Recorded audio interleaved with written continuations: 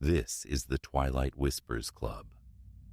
The sky dims, the wind stills, and somewhere between day and night, a story leans in to speak.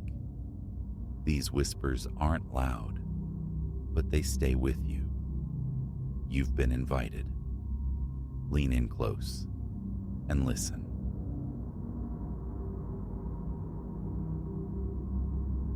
A cold bead struck his cheekbone, a liquid punctuation mark snapping Leo from his fugue. He tilted his face towards the heavens, a curse forming silently as bruised clouds gathered, swallowing the last vestiges of daylight. This was meant to be simple catharsis, a solitary trek, a mind swept clean by mountain air. Now, with the light hemorrhaging from the sky and a chill seeping into his bones, the stark truth asserted itself. The path had vanished beneath his feet. His phone, retrieved with frantic hope, offered only mockery. Stark white letters, "No service," glared from the screen, a digital tombstone marking his profound isolation.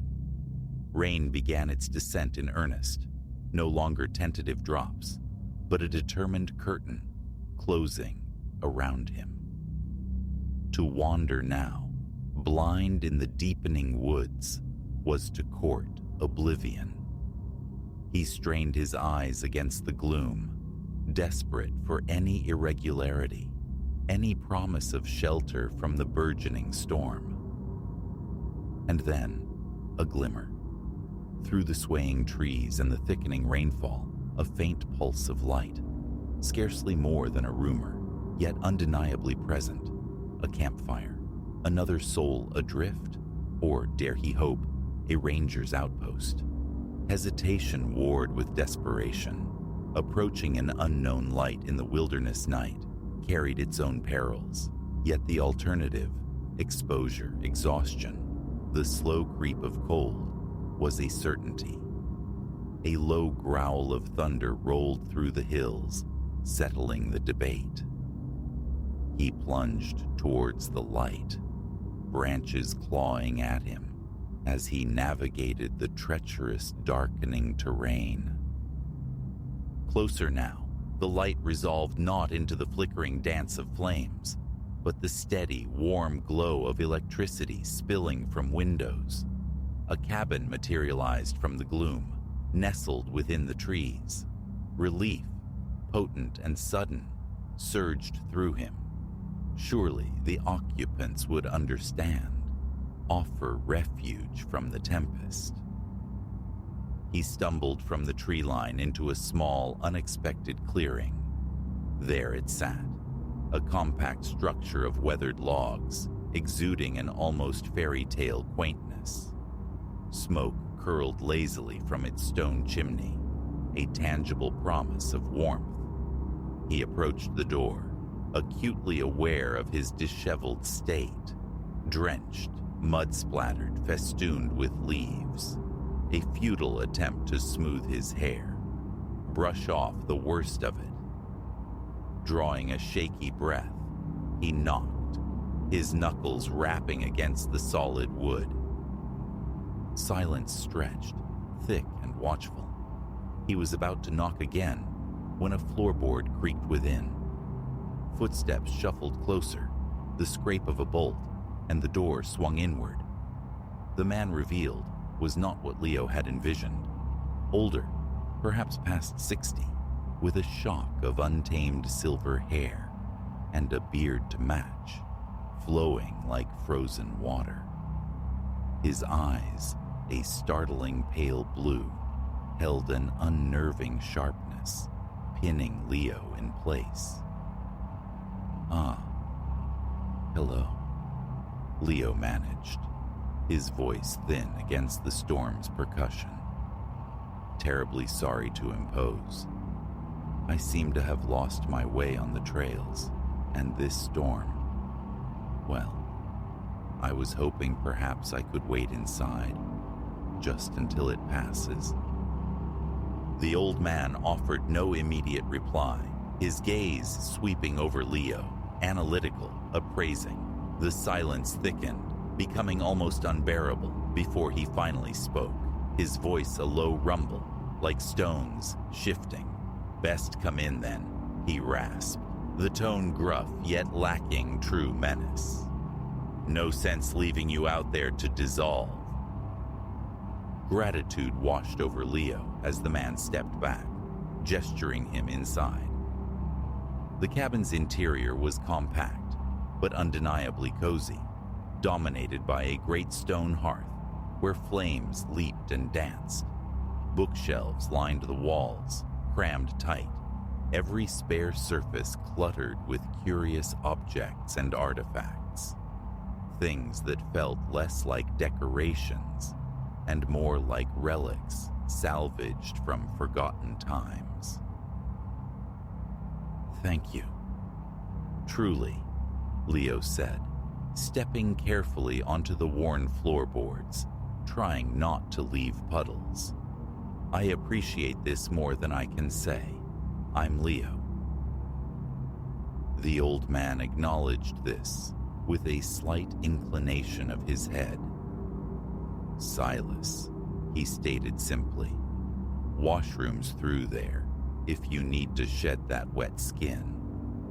I'll find you something dry, though it might have seen better decades." Leo nodded, immensely thankful, and retreated to the small bathroom indicated. Toweling himself dry, changing into the faintly musty but wonderfully warm clothes Silas provided, he couldn't dispel a subtle unease. Perhaps it was merely the peculiarity of his circumstances, or the dense collection of strange paraphernalia surrounding him. But an electric tension hummed beneath the cabin's cozy surface, a feeling of imminence that prickled his nerves. Returning, he found Silas seated in a deep ancient armchair by the fire, nursing a steaming mug. He gestured towards a similar mug waiting on a low table. "Sit," he commanded softly. "Drink. Drive the chill from your bones." Leo obeyed, sinking into the facing chair, his cold hands enveloping the mug's welcome heat. The liquid within was dark, richly aromatic, some unfamiliar herbal infusion. "So," Silas began after a companionable silence, his gaze steady across the hearth. "What errand brings you so deep into these woods, Leo? Not many wander this far, especially not solitary." Leo took a slow sip, the warmth unfurling within him. "Needed perspective, I suppose," he admitted. "Life's felt tangled recently. Thought some time out here might unravel things." Silas nodded, a knowing quality in his expression. Nature has a way of clarifying, showing the bedrock beneath the silt. He paused, his eyes acquiring a faraway look. "But she has teeth too for the unprepared. These woods, they test a soul." A nuance in his tone, a subtle weight, made Leo sit straighter. "What do you mean by that?" Silas's focus snapped back, sharp as flint. "Tell me, Leo, what understanding do you have of this place, its lineage?" Leo shook his head. "Very little, I'm afraid. I'm not from this area." A faint smile touched Silas's lips.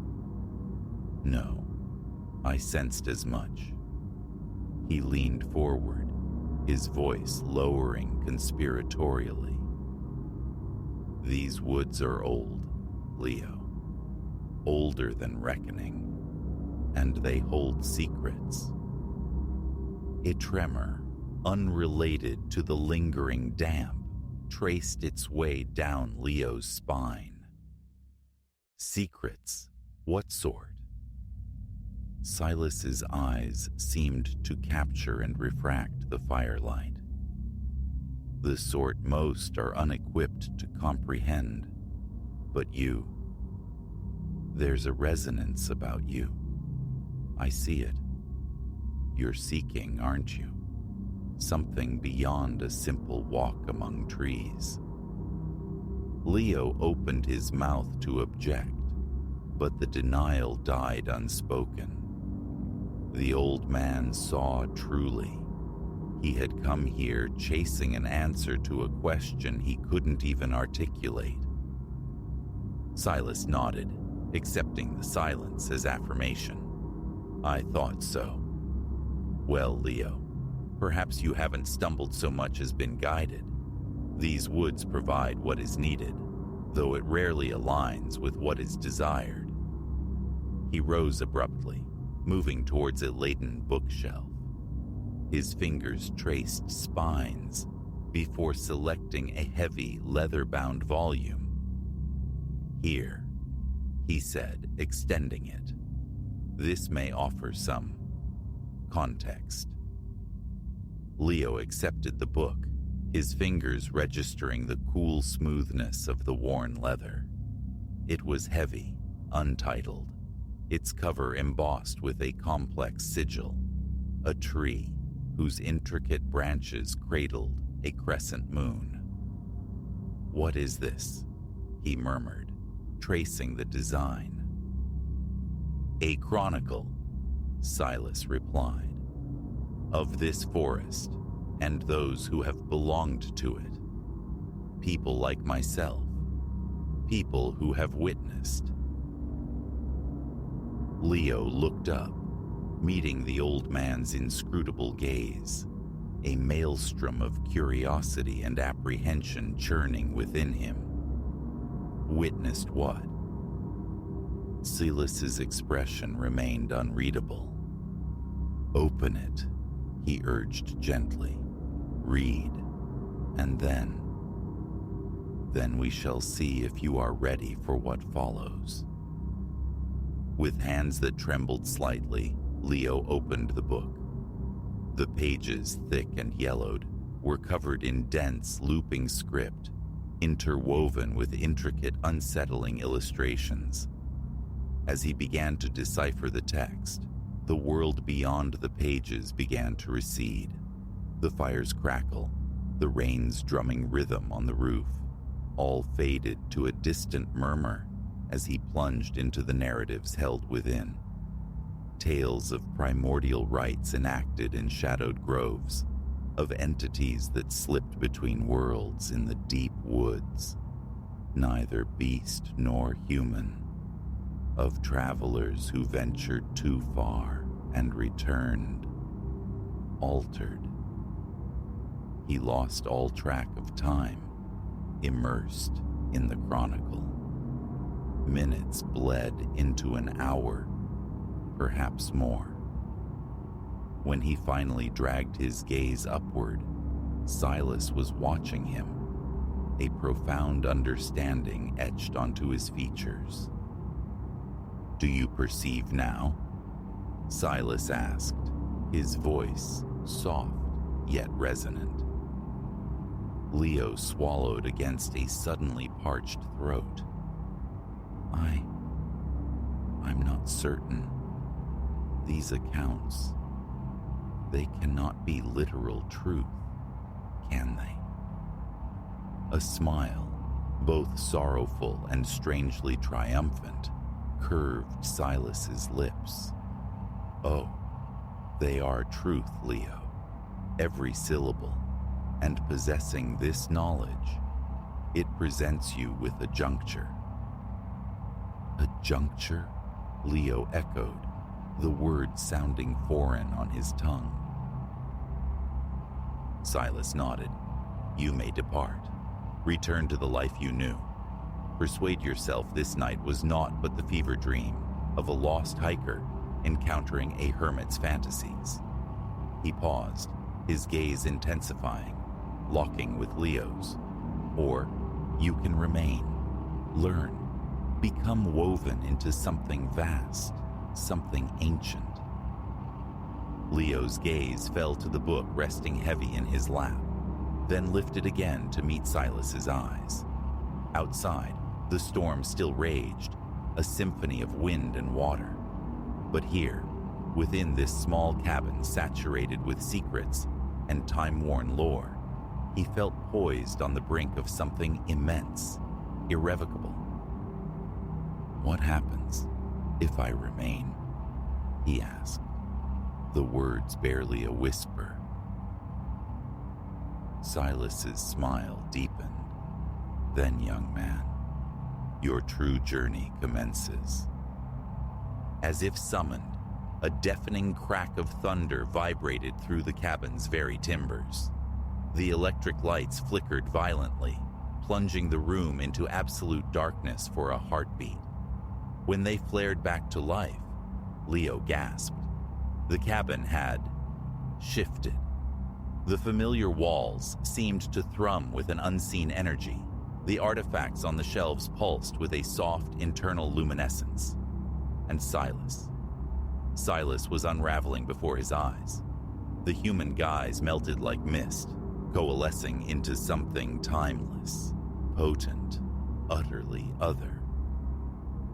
"Welcome," resonated the voice of the being that had been Silas, the sound vibrating not in the air, but in Leo's bones, to the authentic heartwood of the forest. In that instant, Leo understood his life had fractured, the path forward diverging irrevocably from the one behind. The choice he made now would set his feet upon a trail from which there could be no retreat. Yet, gazing into the fathomless eyes of this impossible entity, fear was absent. Instead, a profound sense of homecoming washed over him, a certainty that he had, against all odds, found the place he was always meant to be. Drawing a deep, steadying breath, he made his choice. "I will remain," he said, his voice clear and firm. "Teach me." The entity inclined its head, an expression akin to satisfaction crossing its numinous features. "Then let us begin," it intoned. And as the storm howled its wild chorus outside, and the deep magic of the ancient woods surged around them, Leo took his first conscious step into a reality he had never dreamed existed, a world shimmering with wonder, shadowed by peril, and boundless with possibility.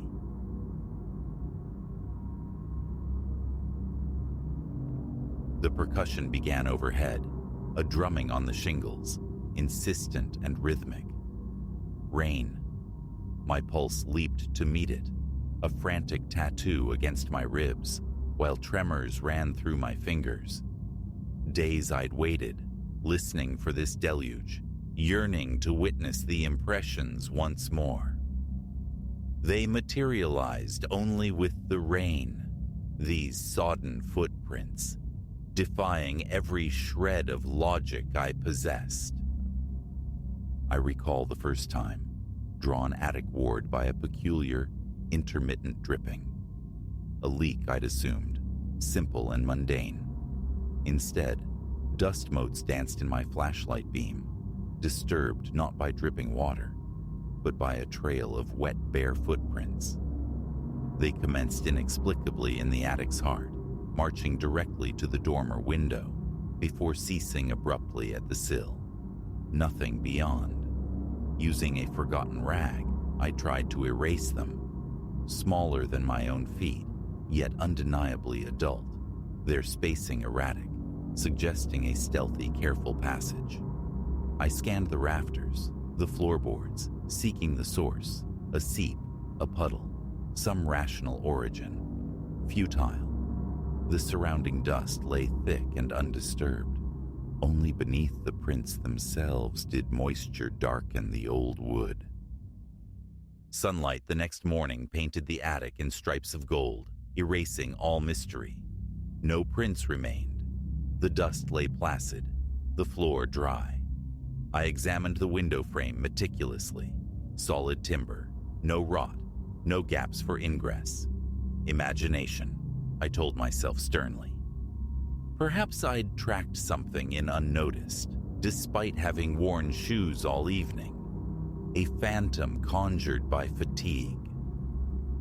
A week languished, sun-drenched and ordinary. Then, clouds gathered, bruised and heavy. Around midnight, the heavens opened. Flashlight clutched tight, I ascended the narrow stairs, breath catching in my throat, muscles coiling with apprehension. Pushing open the attic door, I swept the light across the floor. They had returned, identical shape, size, trajectory, originating mid-floor, terminating at the window. My beam climbed the central support beam, bone dry. It probed the shadowed corners, no drips, no stains. Only the footprints glistened wetly. Kneeling, I pressed my palm flat against the boards, beside one print. The wood felt cool but dry. Yet, the impression itself yielded a definite dampness to my touch. I traced their path, heart hammering against my sternum, a band tightening around my skull. Each print stark, the articulation of every toe visible. Running a hesitant finger across one, cold moisture coated my skin. I wiped my hand absently on my trousers, inching towards the window where the trail ceased. Leaning out into the storm, rain lashed my face, wind tearing at the darkness. A chill deeper than the night air settled over me. Suddenly, a soft thud from above, a shifting weight on the roof itself. Craning my neck, peering through the downpour, I sought a loose shingle, anything. And then I saw it. A silhouette against the lesser dark, crouched near the roof's far edge. Hunched shoulders, a spine unnaturally curved, its head bowed towards the distant glimmer of streetlights.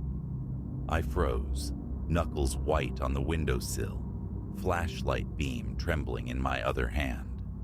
I directed the light towards the shape, a flicker of movement swift and evasive, and it slid from the illumination. No face, no discernible features, just an abrupt absence. Weakness flooded my legs. My throat felt scraped raw. Retreating inside, I lingered by the window, the urge to clamber out warring with the fear of the slick, treacherous shingles. The rain drummed relentlessly. I shut the window, twisting the lock that was already engaged. Standing there, drenched and shivering, I wrestled with the impossibility. How could anyone reach the roof? No ladder, no access point. The ancient gutters would crumble under any significant weight. Returning to the footprints, I searched for any deviation, any clue. Nothing. Sleep offered little refuge that night, haunted by the image of that hunched darkness. Morning light brought only normalcy. Circling the house, I scanned the roofline from below. No dislodged shingles, no broken branches, nothing amiss. Back in the attic, sunlight revealed only dust, no prints, no moisture, as if the storm and its attendant mystery had never occurred. Determined, I swept the entire floor, erasing the dust, wanting a clean canvas for the next inevitable rainfall. Days bled into weeks. How to prepare? Cameras felt like an extravagance I couldn't afford. Cheap motion sensors seemed inadequate. Restlessness became my shadow whenever the sky darkened. Thunder sent jolts of mingled dread and anticipation through me. I needed to confront this, to see the maker of the prints, to understand. Eventually, the familiar rumble returned, late one evening, shaking the window panes in the living room. Taking a steadying breath, flashlight in hand, I climbed towards the attic, shoulders tight with tension. Opening the door released a faint, unmistakable odor of damp earth and rain. I flicked the wall switch. The bare bulb cast a feeble amber glow, and there they were. That same path, glistening faintly. I walked alongside them, pacing my steps to theirs. Crouching, I touched a print. Cold. A disquiet settled deep in my gut. Then, a distinct scraping sound directly overhead, on the roof. I flinched, my grip tightening on the flashlight, eyes darting towards the rafters. Enough waiting. I went to the window, unlatched it, and pushed it upwards, propping it open with a stray piece of lumber. Wind drove sheets of rain inwards, splattering the floor behind me. Taking a firm hold on the frame, I leaned out. The shingles were dark, slick with water. I eased my upper body through the opening, my shirt instantly soaked. Rain stung my eyes. Glancing left, only wet roof merging with the night. Turning right, a faint shape huddled at the roof's peak. The same bent posture, seemingly absorbed in the distant panorama. No face visible, no sound of breathing, nothing overtly human about its stillness. Who's there? My voice, thin and reedy, barely carried over the storm. A slight shift in the figure's posture was the only response. Hello? Louder this time, swallowed by the rain. Gritting my teeth, I pulled back inside momentarily, wiping water from my neck. Answers. I needed them. From an old trunk, I pulled out sturdy rubber boots and a weathered rain slicker. Back at the window, I clambered out onto the perilous slope. My footing slipped immediately. I fought for balance. Slowly, painstakingly, I moved towards the peak, the wind howling, rain hammering my hood. My hands shook violently. My heart felt fit to burst. Closer now, I saw it crouched low, knees almost touching the shingles. It remained facing away. "What are you doing?" I yelled again. Silence, save for the storm. Its shoulders rose and fell, perhaps breathing, perhaps not. It never turned. My legs trembled uncontrollably. Icy water seeped into my boots. One more tentative step. My foot slid. A strangled grunt escaped me as I dropped hard to my knees, palms scraping raw against the abrasive shingles. Pain flared. When I looked up, blinking rain from my eyes, the figure was gone. Vanished. I scanned the roofline frantically. A noise perhaps behind me? I spun around, heart leaping. Nothing. The risk felt suddenly immense. Carefully, agonizingly, I retreated to the attic window, limbs heavy, fingers numb. Tumbling back inside, I slammed the window shut, utterly spent and deeply frustrated. The following morning, another futile search for forced entry. The attic window remained locked from within. The roof showed no damage, no scuff marks. Had I hallucinated the entire encounter? But the memory of the wet prints, the distinct shape against the stormy sky, felt undeniably real.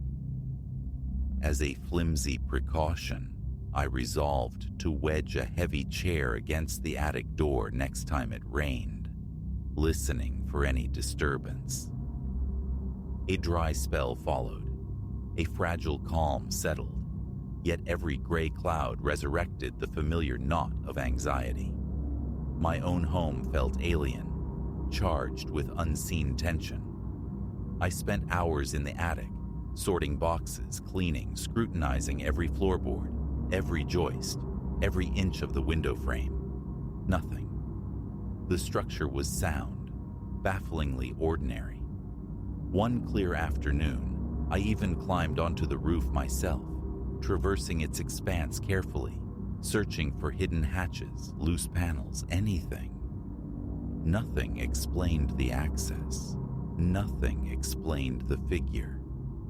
The unsettling thought surfaced. Was it human at all? I pushed it down, clinging to the hope of a rational, if elusive, explanation. Then, inevitably, nightfall brought the return of the storm. Rain lashed the glass, my chest constricted. Walking to the attic door, I moved the chair aside, turned the knob. The house groaned under the assault of the wind. I flipped the light switch. The footprints shimmered into existence under the weak bulb. I approached them deliberately, halting at the first one. Comparing it to my own sock-clad foot, the difference was stark. Narrower, the toes tightly clustered, the heel sharply defined. Not a child's, not quite a man's. Squatting, I dipped my finger into the collected water. Cold. My hand began to shake. A low, groaning creak emanated from the roof structure above. I froze, every sense straining. Glancing at the closed window, I caught my own distorted reflection in the rain-streaked glass. Behind my reflection, a flicker, a sense of movement within the attic's depths. I whipped my head around. Nothing but shadows and stored belongings. My vision tunneled. Tension held my body rigid. Standing abruptly, resolve hardening within me, I strode to the window and threw it open. Rain sprayed my face, my shirt. Leaning out, I scanned the roof. There, perched near the apex, gazing towards the unseen horizon, shoulders slumped, utterly motionless. I shouted, my voice raw. No reaction. An overwhelming compulsion seized me. To confront it, to see its face, to hear it speak, to demand why. Leaving the window agape behind me, I climbed out again. Rain plastered my hair to my scalp, dripped into my eyes, tasted metallic on my lips. My slicker clung cold and heavy. On hands and knees this time, I crawled across the treacherous shingles, heart pounding, arms trembling with exertion. Halfway to the peak, I paused, lifting my head. The figure remained still. Steeling myself, I crept closer, shouted again. Nothing. I attempted to rise, but the roof offered no purchase. Staying low, I closed the distance until perhaps 6 feet separated us. Now I could discern more detail. A slender frame beneath the hunched posture. A long neck, head tilted perpetually forward. The visible skin on its arms seemed unnaturally pale, though distorted by rain and shadow. Still no face. My mouth was parched despite the deluge. Suddenly, with a startling liquid grace, the figure straightened. It turned its head, just slightly, towards me. Did I glimpse 2 fathomless dark eyes? Or was it a trick of the light? Before I could be certain, it crouched low again, and then sprang, vaulting clean over the roof's peak. A scrape, a soft thud from the other side, then silence.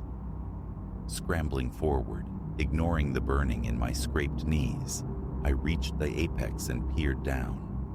The backyard lay empty, and rain swept below. Neighboring houses were dark. The storm washed over everything, leaving no trace of the figure on the ground, the fence, anywhere. I remained there for a long moment, gasping, chest aching, soaked, shivering, knees throbbing.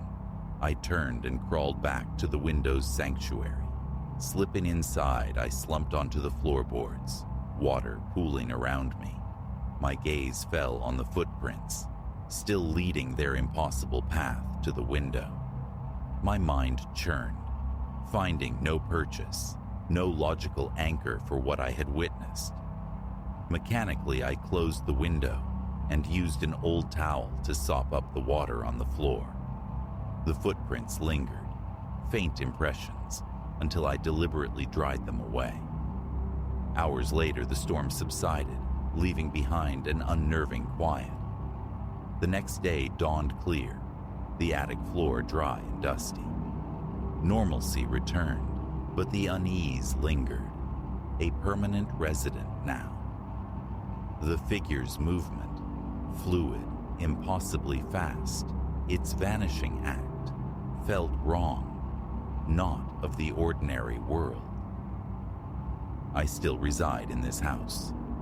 The tension returns with every forecast of rain, coiling in my stomach. I climb the stairs. I switch on the feeble attic light.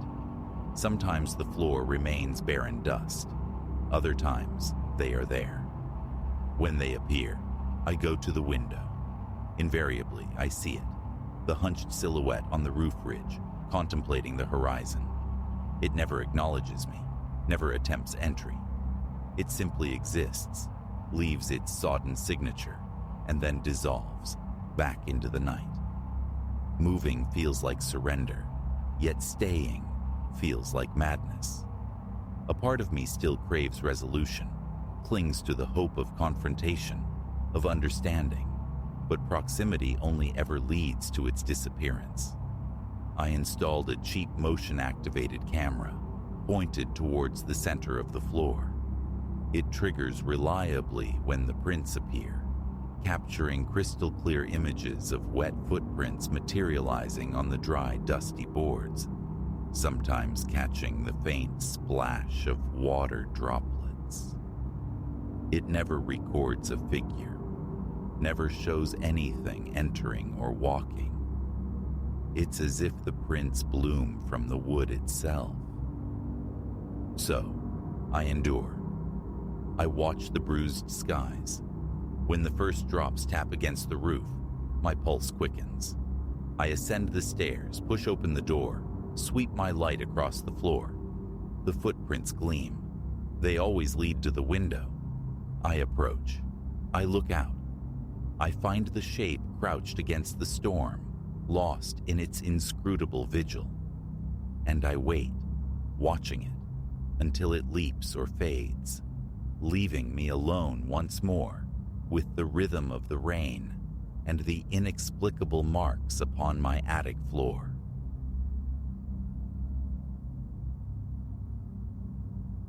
Beneath my worn soles, the forest floor offered only a brittle whisper, leaf fall surrendering soundlessly into the earth.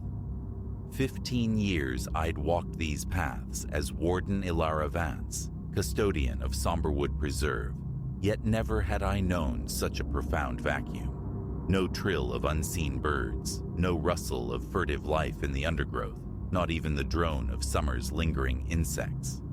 Only stillness, a sepulchral quiet that felt less like peace and more like a held breath, immense and suffocating.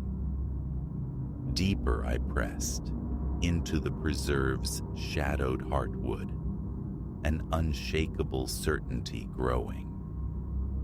I was walking into an ambush, laid across decades, waiting just for me.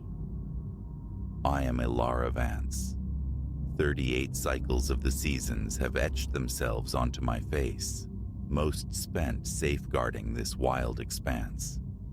Wildfires I'd faced, the desperation of the lost, the furtive guilt of poachers, the spectrum of the wood's known dramas.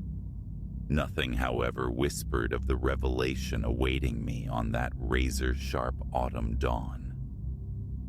It began subtly, with murmurs from trailwalkers, tales of peculiar sigils etched into ancient bark.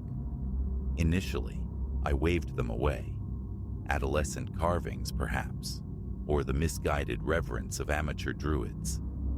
But the accounts persisted, each description layering unease upon the last, until dismissal became negligence. I set forth as the sun bled weakly through the eastern pines, my pack a familiar weight, stocked for the day's traverse. The air, cool and laden with October's signature mist, held true to form. Yet, as my truck devoured the miles along the fire road, guided by the coordinates of the latest sighting, a dissonance arose. The fog clung with unusual viscosity, scanning the trees until they resembled bone-white phantoms. And the silence. Dear God, the silence. I, who had courted the forest's quietude, found this iteration perverse, a profound negation of life. At the trailhead, I abandoned the familiar rumble of the engine for the disquieting hush. The path unspooled before me, a route etched into my memory by countless passages. Today, though, it felt estranged, subtly wrong. Trees loomed, their limbs contorted into grasping claws against the pallid sky. 2 miles onward, I encountered the first mark. Gouged into the venerable trunk of a titan oak, sap weeping like amber tears from the wound. The sigil itself defied familiarity, a knotwork of geometries that seemed to writhe, to reconfigure itself under my sustained gaze. My phone captured its likeness, a digital ghost. Then, hesitant, I reached out. The wood beneath my fingertips radiated an impossible warmth, a febrile heat stark against the morning chill. And was that a pulse? A faint rhythmic thrum against my palm? I snatched my hand back, my pulse a frantic bird against my ribs. This was no mere vandalism. Whatever carved this emblem was not of human craft. Following the trail's descent, more symbols manifested, appearing sporadically upon the preserve's eldest sentinels. Each unique, yet all resonated with the same disquieting frequency, an unnerving sense of being observed. The deeper I ventured, the more alien the woods became. Trees swelled to improbable girths, their bark twisting into tortured spirals. The underbrush thickened, choked with flora I couldn't name, their leaves stained an unnatural bruised violet. My GPS offered only mockery, its screen insisting I wandered miles astray, charting territory absent from any official map. Impossible. This forest was marrow deep in my bones. Just as retreat began to beckon, a sound pierced the oppressive quiet. A low, rhythmic intonation, a chant drifting from the unseen depths ahead. It resonated less in my ears and more in my sternum, a cold vibration that nonetheless compelled me forward. My forest was wounded, afflicted, and I had to understand its ailment. I broke through a final screen of unfamiliar foliage and halted, breath caught, mind recoiling from the scene. A vast clearing, unnatural in its perfect circularity, dominated by a ring of colossal standing stones, rough-hewn monoliths, easily 4 times my height, scarred with the same intricate, unsettling symbols I'd tracked. But the true horror lay within their perimeter. Figures, draped in voluminous concealing robes, swayed in a slow hypnotic dance. Their chant swelled, a guttural tide of syllables belonging to no earthly tongue. I shrank behind the bole of a gnarled pine, heart hammering a painful rhythm. Cultists? Here? How could such a megalithic structure arise undetected? As I watched, transfixed by dread, one robed figure detached itself from the circling procession. It glided to the circle's precise center, arms lifting in invocation. The chanting escalated to a feverish crescendo. Then, the very air within the stone ring began to shimmer, to warp like asphalt under a brutal sun, yet thicker, possessed of a terrifying substance. The distortion coalesced, expanding into a luminous, wavering aperture perhaps 10 feet across, and through that shimmering tear, I glimpsed another place. Skies of impossible hues, landscapes contorted beyond terrestrial logic, shapes that moved, which defied sanity. A sound must have escaped me. A gasp, a choked sob, I cannot say. In an instant, the ritual stilled. Every robed head snapped towards my hiding place, a synchronous chilling motion. I fled. Faster than adrenaline had ever propelled me, I plunged back into the alien undergrowth, spectral branches lashing my face. Behind me, the pursuit was immediate, their footfalls unnervingly swift. The chant devolved into a bestial growl that seemed to emanate from the very air around me. Time fractured. Minutes or hours passed in that distorted replica of Somberwood. Then, abruptly, I burst from the tree line, stumbling towards the blessed familiarity of my truck. Keys trembled in my grasp, a clumsy battle against the lock. As I wrenched the vehicle into a skidding reverse, a glance in the rearview mirror froze my blood. The forest edge pressed close, a wall of impenetrable shadow. And there, perfectly still at the threshold between woods and road, stood a silent line of robed figures, watching me vanish. I didn't cease driving until the ranger station's familiar lights offered a fragile sanctuary. My colleague, Ben Carter, registered my pallor, the sweat plastering hair to my temples, and silently steered me towards a chair, pressing a mug of scalding coffee into my numb hands. The story spilled out, a frantic torrent of disbelief and terror. Ben listened, his expression patient, unwavering. When the flood subsided, he paused, his voice gentle. "Ilara," he began, maybe some time off. This job, the pressure, it can play tricks on the mind. No. The word tore from me. Ben, I'm not hallucinating. I know what I saw. The symbols check my phone. Trembling fingers navigated the screen. The gallery opened. My stomach plummeted. The photos existed, but they were aberrations. Blurred, distorted fields of color and shadow, signifying nothing, capturing only indistinct shapes within the woods. Ben laid a comforting hand on my shoulder. "Get some sleep, Ilara. We'll figure it out tomorrow." But sleep was a forgotten country. There would be no rest, not now, perhaps not ever again, because the truth was branded onto my mind. Something had taken root in my forest, something vast and inimical to human comprehension, and I alone bore witness. The ensuing days became a testament to futility. Attempts to retrace my steps, to rediscover that unholy clearing, proved fruitless. Familiar trails looped back upon themselves, mocking my certainty. My GPS sputtered erratically. Even my compass needle danced a drunken jig, abandoning true north. Hours bled into nights spent hunched over arcane texts, delving into forgotten folklore, occult diagrams, theories of dimensional rifts. I reached out, casting lines into the academic abyss. Archaeologists, physicists, historians of the fringe. Most offered polite dismissal, thinly veiled pity.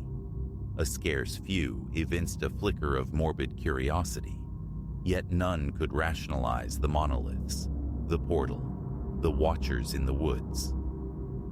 Even now, writing this, my gaze drifts inevitably towards the window, towards the familiar silhouette of Somberwood against the twilight sky. It appears unchanged, serene, deceptively peaceful. But I know its secret heart. I carry the knowledge of what nests within its depths. Sometimes, in the profound stillness of night, I fancy I hear it, the faint rhythmic chanting, a phantom echo on the wind, affirming the reality of the impossible. Somewhere, deep within my forest, a threshold stands open, a gateway to elsewhere. The questions claw at me. What slipped through that shimmering tear? And the truly paralyzing thought, what else waits to cross over? One certainty remains, immutable as the standing stones. I cannot turn away. I cannot shroud myself in denial. Whatever entity, whatever cosmic violation has infiltrated Somberwood Preserve, I must confront it. I must learn how to seal that aperture. If not me, then who?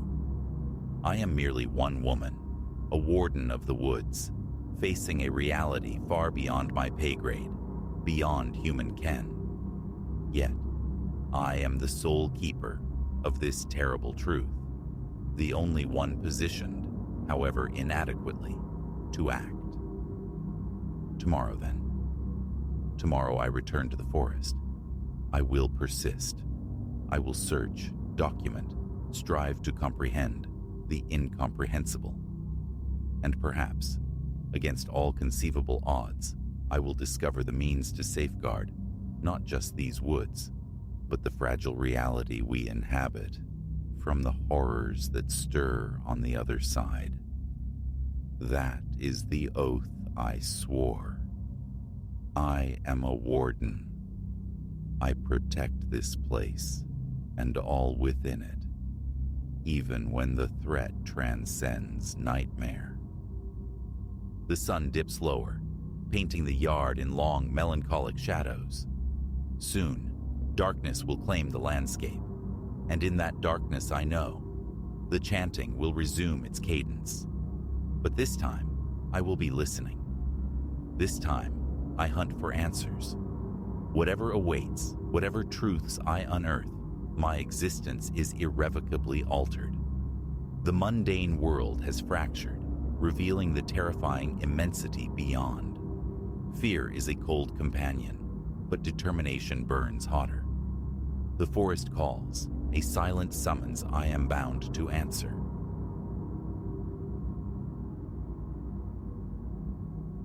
The silence struck first, not a gentle hush, but a thick, palpable quietude that seemed to press in from the moment my tires crunched onto the gravel drive.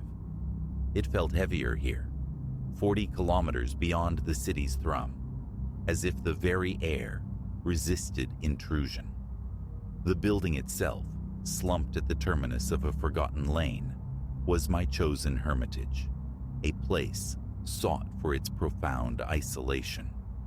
A significant project demanded unwavering focus, an escape velocity from the familiar orbits of my life. This inn, clad in weary timber panels beneath a sign that groaned metallically with each gust, possessed a superficial charm. My expectations were simple: tranquil nights, fertile ground for intellectual labor. What I found was altogether different.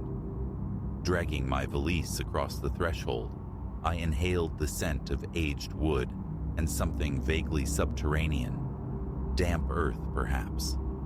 The lobby breathed history, walls papered with sepia ghosts of the inn's former selves.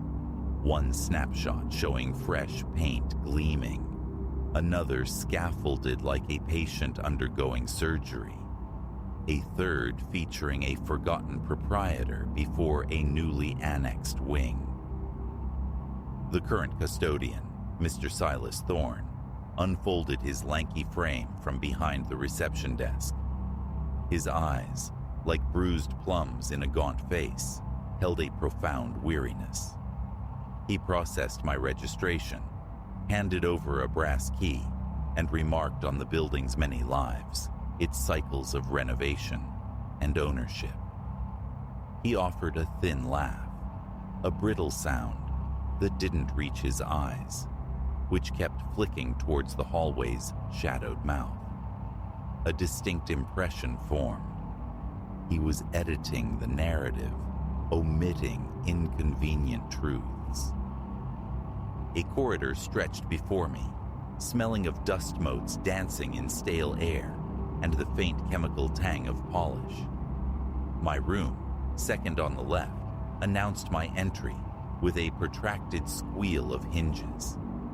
The space itself was monastic: a solitary bed, a diminutive table and chair, a narrow wardrobe, paint peeled like sunburnt skin from the walls. Floorboards groaned a protest beneath my feet as I deposited my bag. Antiquated, certainly, yet functional. The bathroom was a cramped afterthought. Basic basin, minuscule shower stall, a toilet that bore the scars of decades. Sufficient, I told myself. Perching on the bed's edge, I felt the weary springs sigh beneath me. Not conducive to rest, perhaps, but adequate for a brief stay. I liberated my laptop and notebooks, intending to immerse myself immediately. The Wi-Fi signal proved a digital whisper, forcing reliance on the Ethernet cable I'd presciently packed. Seated at the rickety wooden desk, my thoughts wrestled with data streams and chart designs, actively suppressing awareness of the corridor's stagnant perfume and the indistinct scuffling sounds from somewhere distant. An hour melted away before neck strain forced me upright. I decided a brief reconnaissance was in order. Down the passageway I went, each step coaxing a deep, resonant groan from the timbers below. Melancholy landscapes in cheap frames adorned the walls, one tilted askew, like a drunkard homeward bound. I resisted the urge to straighten it. Beyond the lobby, I discovered the kitchen, where a young woman in simple attire stood wiping the counter. Lena, she introduced herself with a fleeting, nervous smile. When I inquired about dinner, she confirmed a modest meal served around 7. But my question about the inn's past met with a subtle evasion, her gaze sliding away. I let it pass, promising to return later. At the appointed dinner hour, I found the dining space occupied by 3 small tables and a handful of other guests, islands of quiet consumption. No one seemed inclined towards conversation, heads bowed over plates of rice, beans, and roasted chicken. The food was unremarkable, yet the room felt denser, heavier than before. Outside, the wind-gathered voice, the old sign performing its rhythmic, clanging lament. After eating, I deposited my plate in a bin near the sink. Returning to my room, the temperature plummeted abruptly. Gooseflesh prickled my arms. Merely the night air settling, I reasoned. The corridor lighting was miserly, transforming familiar doorways into vague rectangles in the gloom. Inside my room, I secured the lock, its click echoing decisively. I tested the knob, solid, then distinct through the wood. Footsteps, measured, approaching on the creaking floorboards. Silence. They seemed to pause directly outside my door before receding. Heart hammering a frantic rhythm against my ribs, I scrambled to the peephole. The hallway stretched empty and dim. Another guest, perhaps? Thorn making his rounds? I forced the thought down. Setting my phone alarm, I surrendered to the bed, the springs offering a final, complaining squeak. Sleep fractured near dawn, pierced by the insistent rush of water from the bathroom. Pushing myself upright, rubbing sleep from my eyes, I flicked on the bedside lamp. The sound was undeniable, a faucet unleashed. I swung my legs out, the floorboards frigid beneath bare feet, and entered the bathroom. The sink tap was twisted fully open, water churning violently around the drain, splashing onto the worn porcelain. I stood frozen, searching my memory. Had I? No, impossible. I hadn't touched it since brushing my teeth hours ago. With trembling fingers, I wrenched it shut. A tight knot formed in my stomach. Exhaustion, I told myself. Simple forgetfulness. Back in bed, sleep remained elusive. Seeking caffeine's solace the next morning, I found Lena in the kitchen. "Sleep well?" she asked, her tone betraying a hint of something other than polite inquiry. I recounted the faucet incident. A flicker of recognition, quickly masked, crossed her face. "That happens sometimes," she admitted, her voice lowered. She then spoke of other oddities, glassware inexplicably shattering. She described securing the kitchen one night, everything immaculate, only to discover shards littering the counters at dawn. Did Mr. Thorne know? A nod, but her expression conveyed his profound reluctance to engage. "He doesn't care to dwell on it," she murmured. I thanked her for the coffee, retreating to a table, my nerves frayed. The day dissolved into work. Hours bled into one another, punctuated only by the phantom percussion of footsteps in the vacant hall. Once, driven by irritation, I flung the door open to confront the source. Nothing. The corridor lay unnaturally still, the air itself seeming to hold its breath. Around midday, needing air, I stepped outside. Near the overgrown garden, a figure caught my eye. An elderly man, clad in overalls and a floppy hat, was bent low, tending to unseen plantings, oblivious, absorbed in the earth.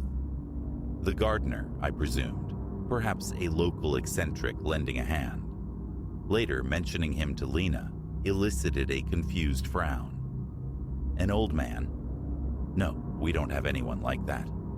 Just the lad who does the mowing, young fellow." A tremor traced its way down my spine. She added hesitantly that other guests had reported seeing such a figure, always in the garden, always vanishing if approached. That evening, the ritual of securing the door felt inadequate. I double-checked the lock, then wedged the small chair beneath the knob for good measure. Sleep was a distant shore. The floorboards outside began their familiar lament. I sat bolt upright, listening, mouth dry. The creaks halted just beyond the wood, a pause pregnant with something. Then, slowly, they faded. Rising, I removed the chair, peered into the empty hall, replaced the barricade, and tried again to find oblivion. Perhaps 30 minutes later, a faint metallic snick from the direction of the door. I froze, eyes locked on the knob, breath held captive in my chest. It jiggled, a subtle, deliberate movement. Stopped. Then, with horrifying clarity, I heard the tumblers shift, the lock sliding open as if turned by an unseen key. The door eased inward an inch, revealing only darkness beyond, then held fast. My skin went clammy. Leaping from the bed, I seized the knob, wrenched the door shut, and fumbled the lock back into place. Pressing my ear to the panel, I heard nothing but the frantic thrum of my own blood. Dawn found me waiting, a knot of anger and fear tightening in my gut, ambushing Thorne near the front desk. I recounted the night's violation, demanded to know if the lock was faulty. He shrugged, his gaze skittering away. "Old mechanisms," he mumbled, prone to quirks. His voice was strained. Pressed further, he admitted vaguely to trouble with the doors before, then seemed to regret the admission. He offered a refund, a way out, but the project still loomed. Reluctantly, I stayed. The subsequent days were a tapestry woven with unease. A sudden crash from the kitchen sent me running. Broken mugs lay scattered across the floor, glittering fragments on worn linoleum. Lena stood amidst the debris, face ashen. No one else was present. She'd placed them securely on the shelf barely an hour prior, she whispered. Another evening, stepping outside for the cool air, I saw him again, the old man in the floppy hat, kneeling at the garden's edge by a bed of withered blooms. "Hello?" I called out. No response. As I advanced, he seemed to melt behind a tall, skeletal hedge. Circling it revealed nothing but trampled grass. My hands shook, the night air biting. I clung to my work like a raft. The door remained locked, often reinforced by the desk shoved against it during late hours. Windows were checked and rechecked, yet footsteps continued their nocturnal patrols. A foul miasma sometimes crept under the door, redolent of stagnant water or disturbed grave soil. Worst were the nights the lock yielded again. It happened twice more. Each time, the soft click, the rush of cold air as the door cracked open. Each time, I flung it wide to find an empty, flickeringly lit corridor and a fresh wave of panic. Past midnight once, drawn by thirst, I found Thorne adrift in the lobby's gloom, pacing like a caged animal. I asked if he'd experienced anything recently. He regarded me with those profoundly tired eyes.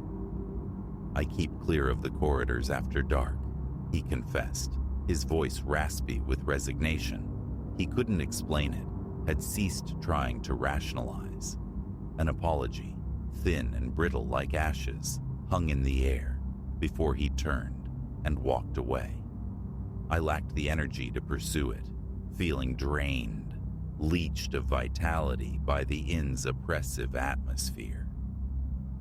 My last night offered no reprieve. 3 a.m. The faucet's relentless cascade summoned me from a shallow doze. I shut it off, a curse muttered under my breath, heart pounding a familiar frantic rhythm.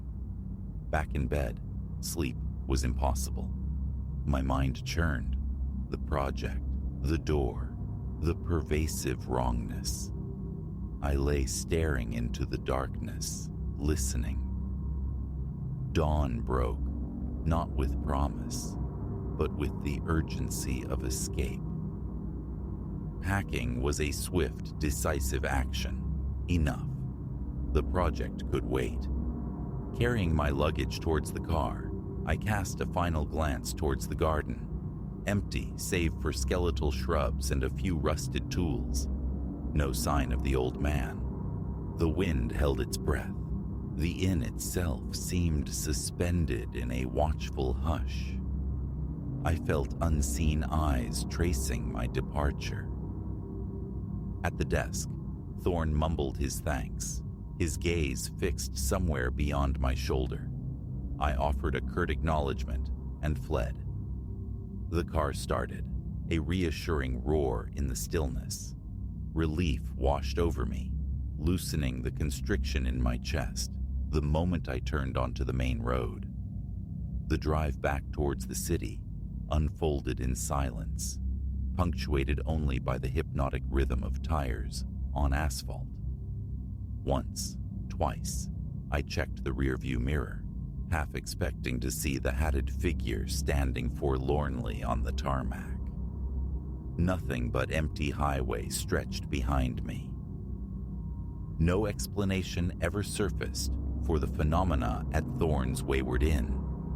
No neat conclusion from the evasive owner or the frightened young woman.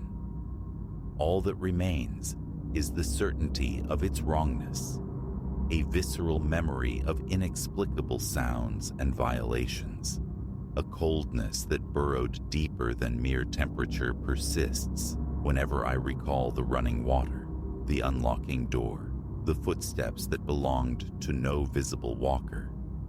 It rattles me still. I cannot say what lingered in those shadowed corridors, only that I was profoundly not alone, and I rejoice in my departure.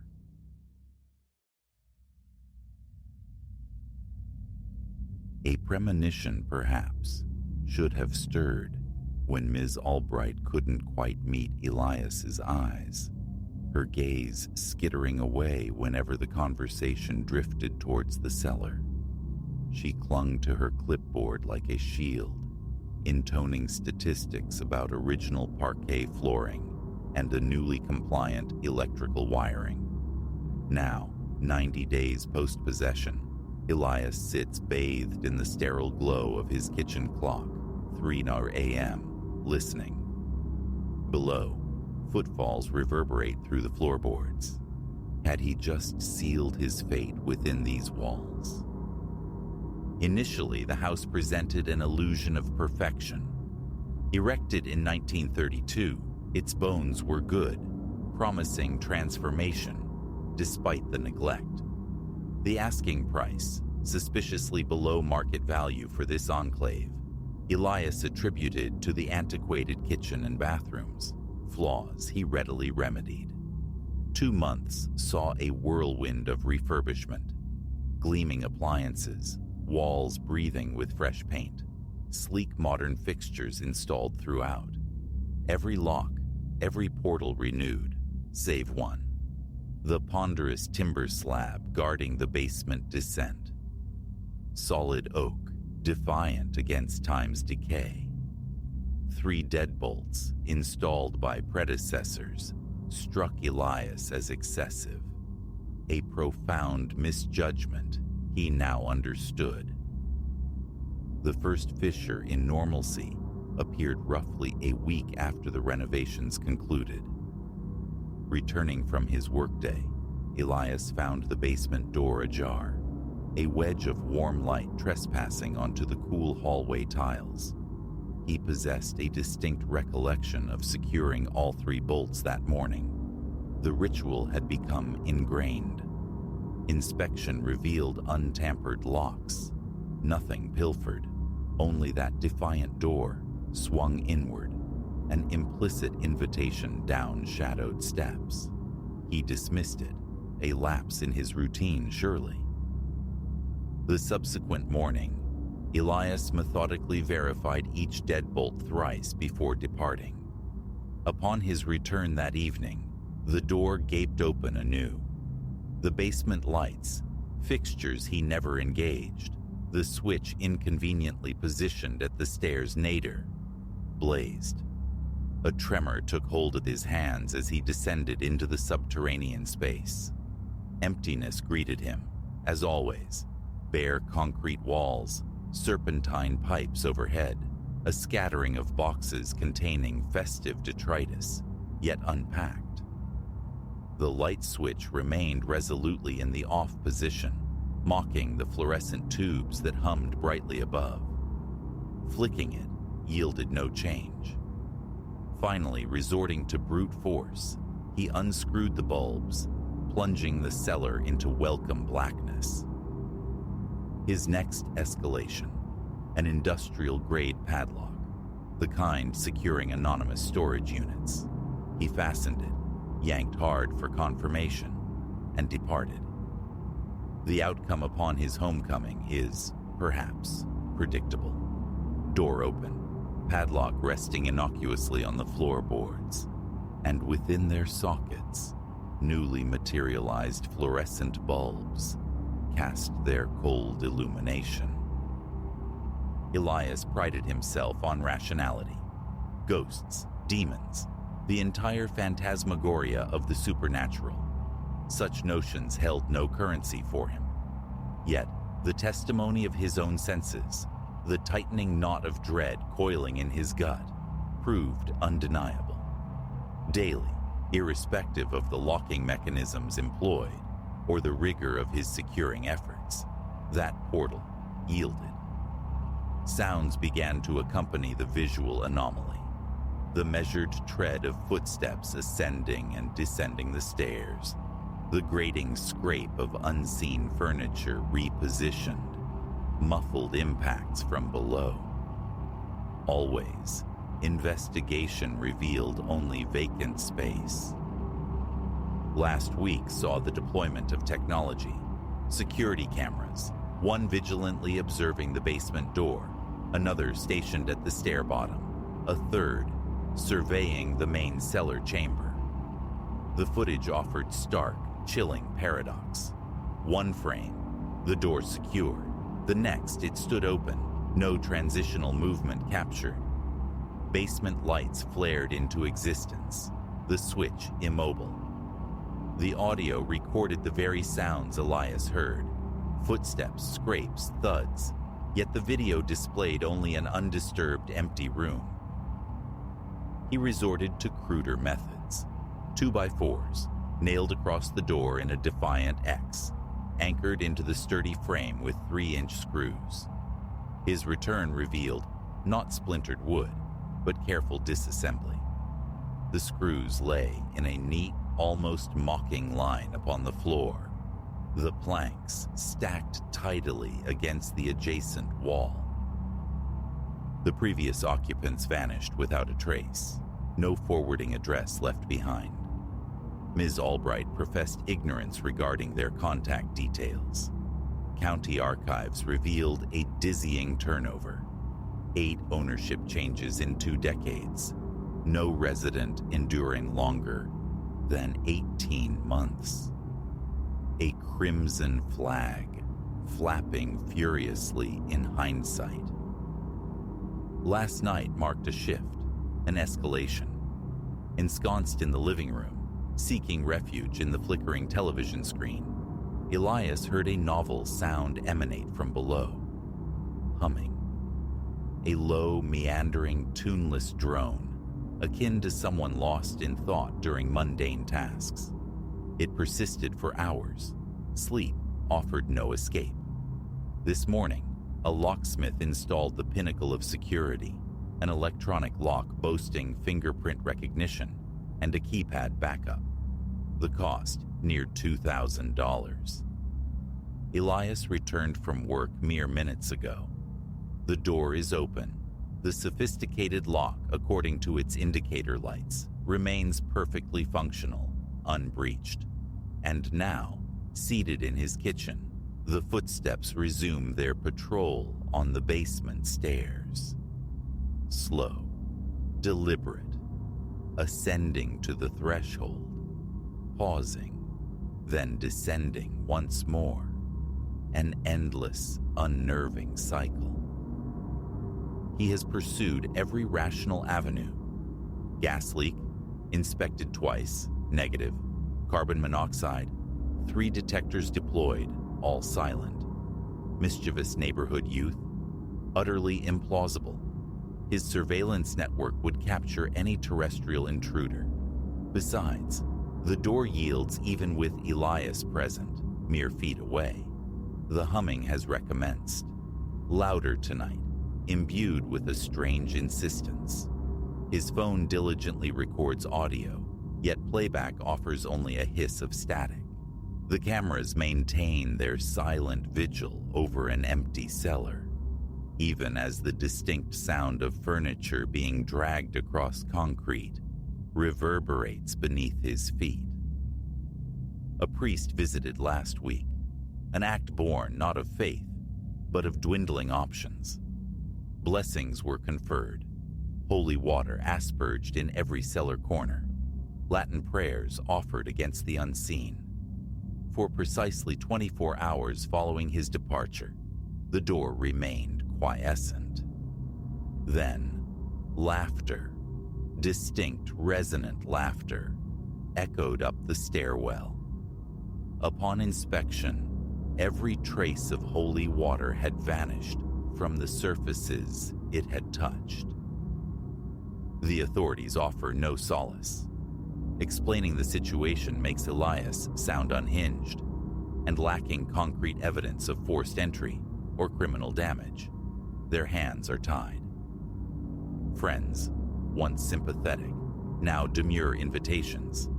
The spontaneous opening of the door, the capricious lights, the pervasive humming. It unsettles them. Elias cannot fault them. Selling the property enters his thoughts, yet the ethical burden feels insurmountable. To pass this thing onto another unsuspecting soul, he would have to deceive a prospect that sits ill. Whatever resides here, its weight must remain his own. The footsteps have ceased. Now, a scratching commences, like fingernails drawn across rough concrete. It traces the perimeter of the cellar walls, drawing nearer to the stairs. A sound previously unheard. Sweat slicks Elias's palms as he types, documenting these moments on his laptop. The scratching reaches the stairs' summit. The door remains open, spilling its warm, deceptive light. Flight seems the only sane response. Flee, drive without destination, never look back. But this house represents the totality of his investment, savings, labor, the architecture of his future. He cannot simply abandon it. The scratching halts, the humming returns, altered. Words hover at the edge of perception, almost coalescing into meaning. Concentration brings him close, tantalizingly close. Some nights find him seeking refuge in his car, yet even from there, the erratic blinking of the basement lights through the windows serves as a constant reminder. The neighbors observe. Their glances, once curious, now hold a mixture of pity and suspicion as he lingers on his driveway, gathering the fortitude to cross his own threshold. Yesterday yielded a new strategy, a chair positioned directly facing the open basement portal. Elias sat, a sentinel, for the entire day. Silence reigned. The humming ceased. The footsteps fell quiet. But a brief visit to the bathroom was punished. A crash reverberated from below. Returning, he found one of his sealed boxes violated, its contents strewn haphazardly across the concrete floor. He commits this account to the digital ether, a desperate need for someone, anyone, to comprehend the siege he endures. The scratching resumes. It traverses the hallway now, closing the distance to the kitchen where he sits. A dragging sound accompanies it, heavy, burdensome. The cameras persist in their silent lie. Empty basement, empty hall. Yet the auditory evidence is irrefutable, drawing nearer. The quality of the sound shifts, becoming wet, viscous, something sliding across the floorboards. The humming swells, nearly articulate. A contractor is scheduled for tomorrow. The mandate: obliterate the doorway, bricks, mortar, drywall, erase it from existence. His final gambit: if this fails. The dragging sound is just outside the kitchen doorway. The humming abruptly cuts off. Silence descends, broken only by Elias's ragged breathing and that slick sliding progression. Basement lights flicker violently, painting grotesque dancing shadows in the hall. He must disseminate this record, a warning for whoever might follow. An unnatural cold permeates the air. His breath plumes visibly. The sliding sound is directly behind him. I should have pressed Ms. Albright harder about her averted eyes. I should have questioned the purpose of 3 deadbolts. I should have registered the neighbors' deliberate avoidance of this side of the street. The basement lights extinguish completely. I will not turn around. I will not turn around. I will not turn around. Yet, undeniably, he feels breath upon the nape of his neck.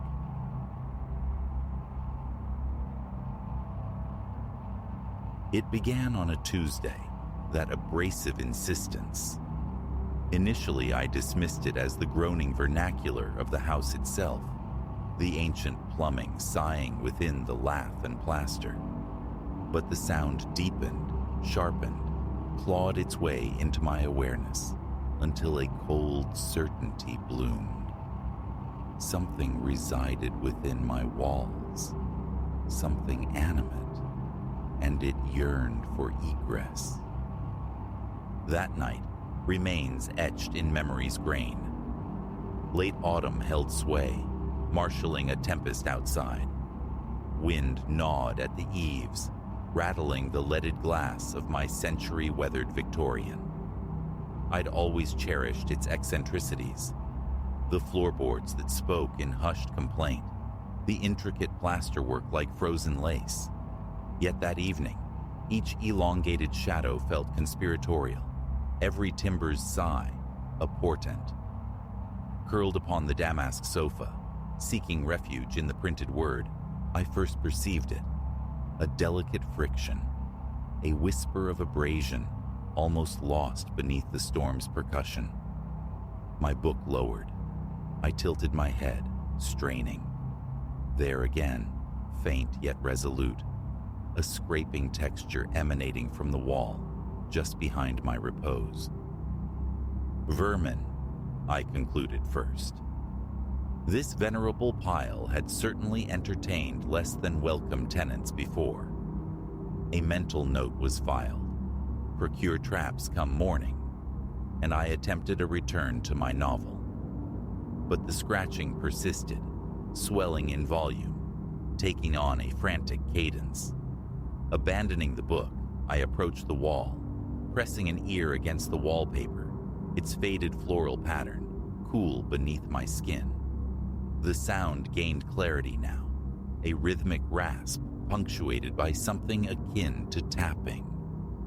Delicate, yet defined. A shiver traced my spine's length. No mouse behaved thus. I retreated, thoughts skittering. What then? A raccoon perhaps wedged and panicked? Or a squirrel, having navigated some impossible ingress? Yet a deeper instinct refuted these notions. The sounds were too measured, too imbued with intent. The remainder of the night became a restless pilgrimage through the house, pursuing the fugitive noises. They migrated, fluid and elusive, always settling just beyond the locus of my attention. By the time dawn bruised the eastern sky, I was frayed, vibrating with caffeine and sleeplessness. In daylight's uncompromising glare, I manufactured disbelief. Work stress, surely. An imagination overstimulated by too many late-night excursions into cinematic dread. I navigated my day, forcibly banishing the unsettling recollections. But as twilight bled across the sky, the scratching resumed. This time, its genesis was the kitchen. Mid-lather over the sink, I heard it, a faint scrabbling from within the partition flanking the refrigerator. I froze, soap suds clinging to my wrists, senses straining. Undeniable now. Something stirred within the marrow of my home. I telephoned Reese, striving to filter the rising panic from my voice as I recounted the auditory siege. Rats, he proposed, ever practical, offering to visit the following day, investigate alongside me. Gratitude surged, as much for the promised companionship as the tangible assistance. That night eclipsed the first in its intensity.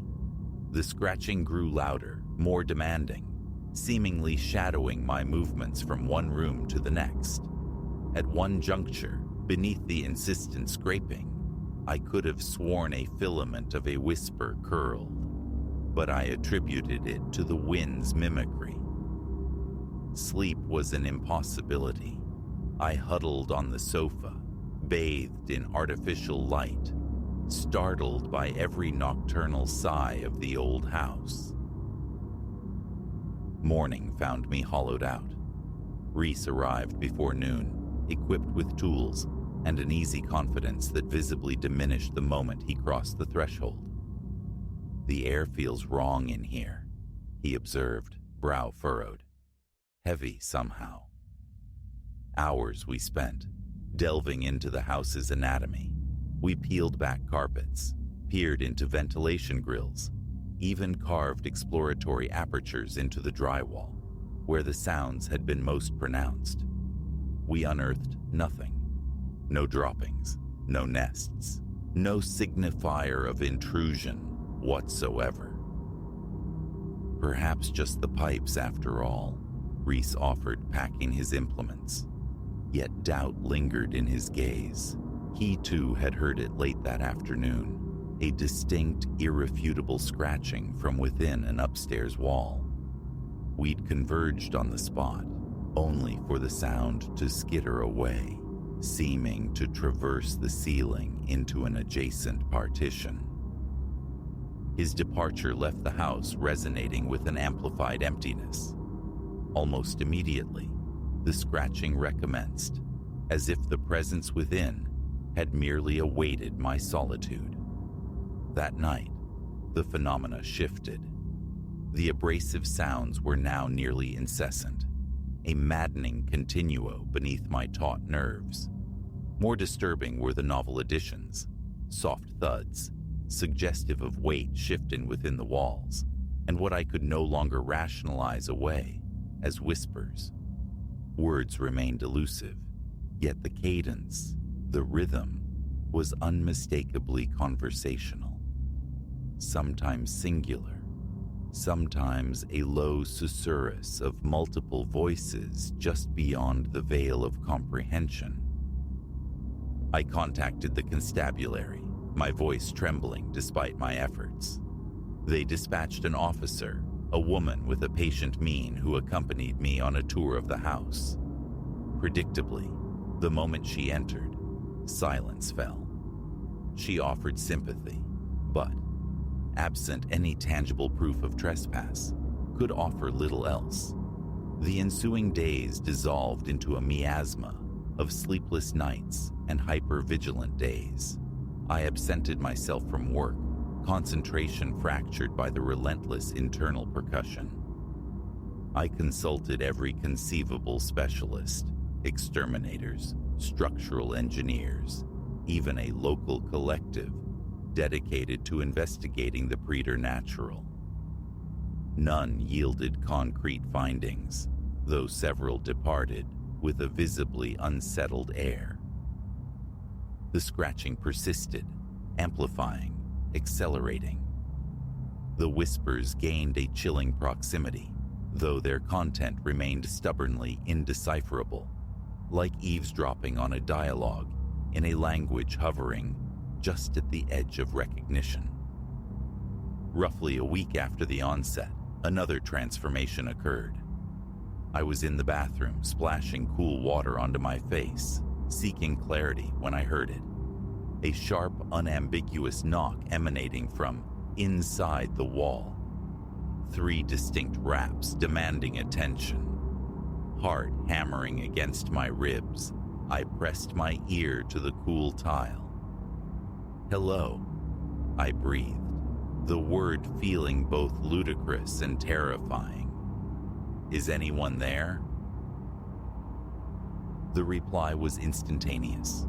More knocking, rapid fire now, interwoven with frantic scratching and sounds that coalesced into muffled cries. It felt as though my acknowledgement had broken some barrier, unleashing a desperate attempt at communication from whatever lay trapped within. I stumbled backward, senses reeling. This was untenable, impossible. There couldn't be someone, living inside the walls. Yet the clamor continued, escalating in desperation. I could discern sobbing now, punctuated by utterances in a tongue utterly foreign, yet laden with anguish. Panic seized me. I fled the house, running blindly until I reached the corner, gasping, turning to stare back at my home. From the street, it appeared serene, deceptively normal under the afternoon sun, but I knew its secret now. My house pulsed with an impossible life, a presence desperate to be perceived. That night found me in a sterile hotel room, the memory of those sounds echoing in the unfamiliar quiet. The following day, girding myself, I returned, armed with a sledgehammer borrowed from a neighbor. I stood in the hallway, where the knocking had been most distinct, the tool's weight a solid alien presence in my trembling hands. "I'm going to let you out," I announced to the silent wall, feeling utterly unhinged but propelled beyond reason. "Stand clear." The scratching surged, frantic, and I imagined I heard an excited, sibilant murmuring. Drawing a ragged breath, I swung. Plaster erupted, decades old and yielding easily to my desperate force. Again and again, I struck, carving a ragged opening large enough to admit passage. As the dust began to settle, I peered into the breach, pulse thundering. Nothing. No person, no creature. Not even a cavity substantial enough to conceal anything.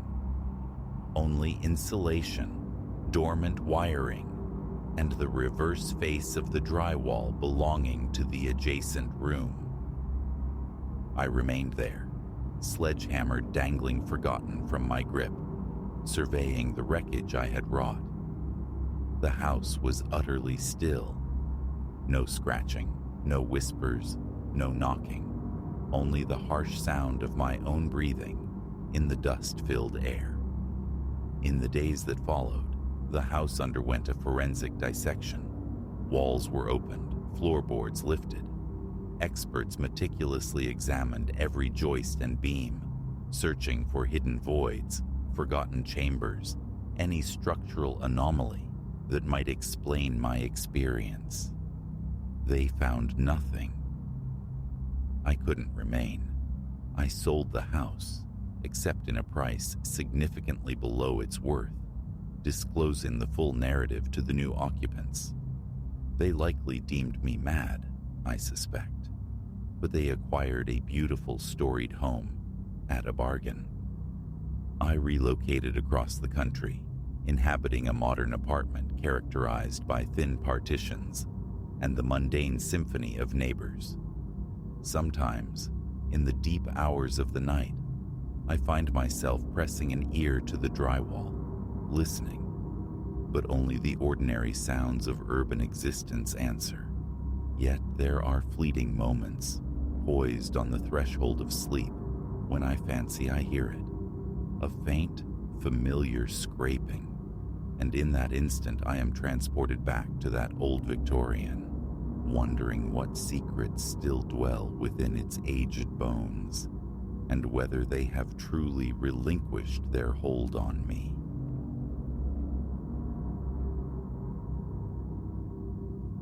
Thursday's ghost lingered in Elias's spine, a dull ache from wrestling the office's derelict printer. Shoes shed, he slumped toward his bedroom, only for motion, a tremor in the periphery, to snag his gaze. The window pane. Not his weary face mirrored back, nor the sodium glow of the streetlights, but something else. A smear, ethereal as exhaled air on frost.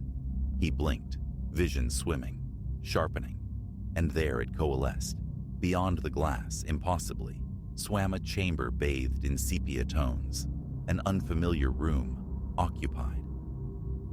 Elias anchored himself in the threshold, one foot trespassing onto the bedroom's threadbare carpet, the other clinging to the hallway linoleum. The scene held captive by the window breathed antiquity.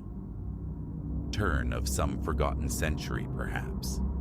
A ponderous table squatted on leonine claws. Nearby, an armchair reared its high back, swathed in forest green velvet gone somnolent with dust. Wallpaper peeled in leprous patches, stained the color of old tea. Illumination, meager and flickering, bled from an unseen source, a gas lamp, a candle, throwing shadows that writhed like living things.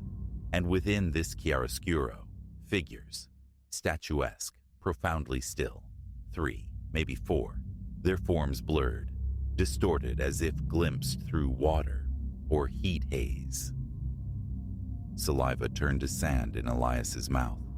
A tremor pulsed beneath his ribs. Tentatively, he advanced. The shapes remained inert, yet possessed a terrible latency, a sense of held breath. Faces remained elusive, obscured by the gloom and the odd cant of their postures. Heads cocked unnaturally, shoulders slumped askew. An involuntary impulse drove his hand to the window latch. Cold metal met his skin, locked, not merely latched, but seized, fused shut with an impossible finality. His fingers clenched, strained. Nothing yielded. Again, harder, a grunt escaping his lips. The frame remained stubbornly integral. Yield, he breathed, the word dissolving uselessly. This apartment, his refuge for scant months, chosen for its agreeable rent and proximity to the drudgery of his job, had never offered resistance. Until now. The window, ordinary until this moment, felt welded into its frame. He leaned in, pressing his brow to the cool plane, his own frantic breath blooming mist against the impossible scene. Was that a flicker? A shift in the peripheral dark? He recoiled, colliding sharply with the nightstand. Exhaustion, surely. The long hours, the dust-choked storeroom, that infernal printer. Stress conjured phantoms.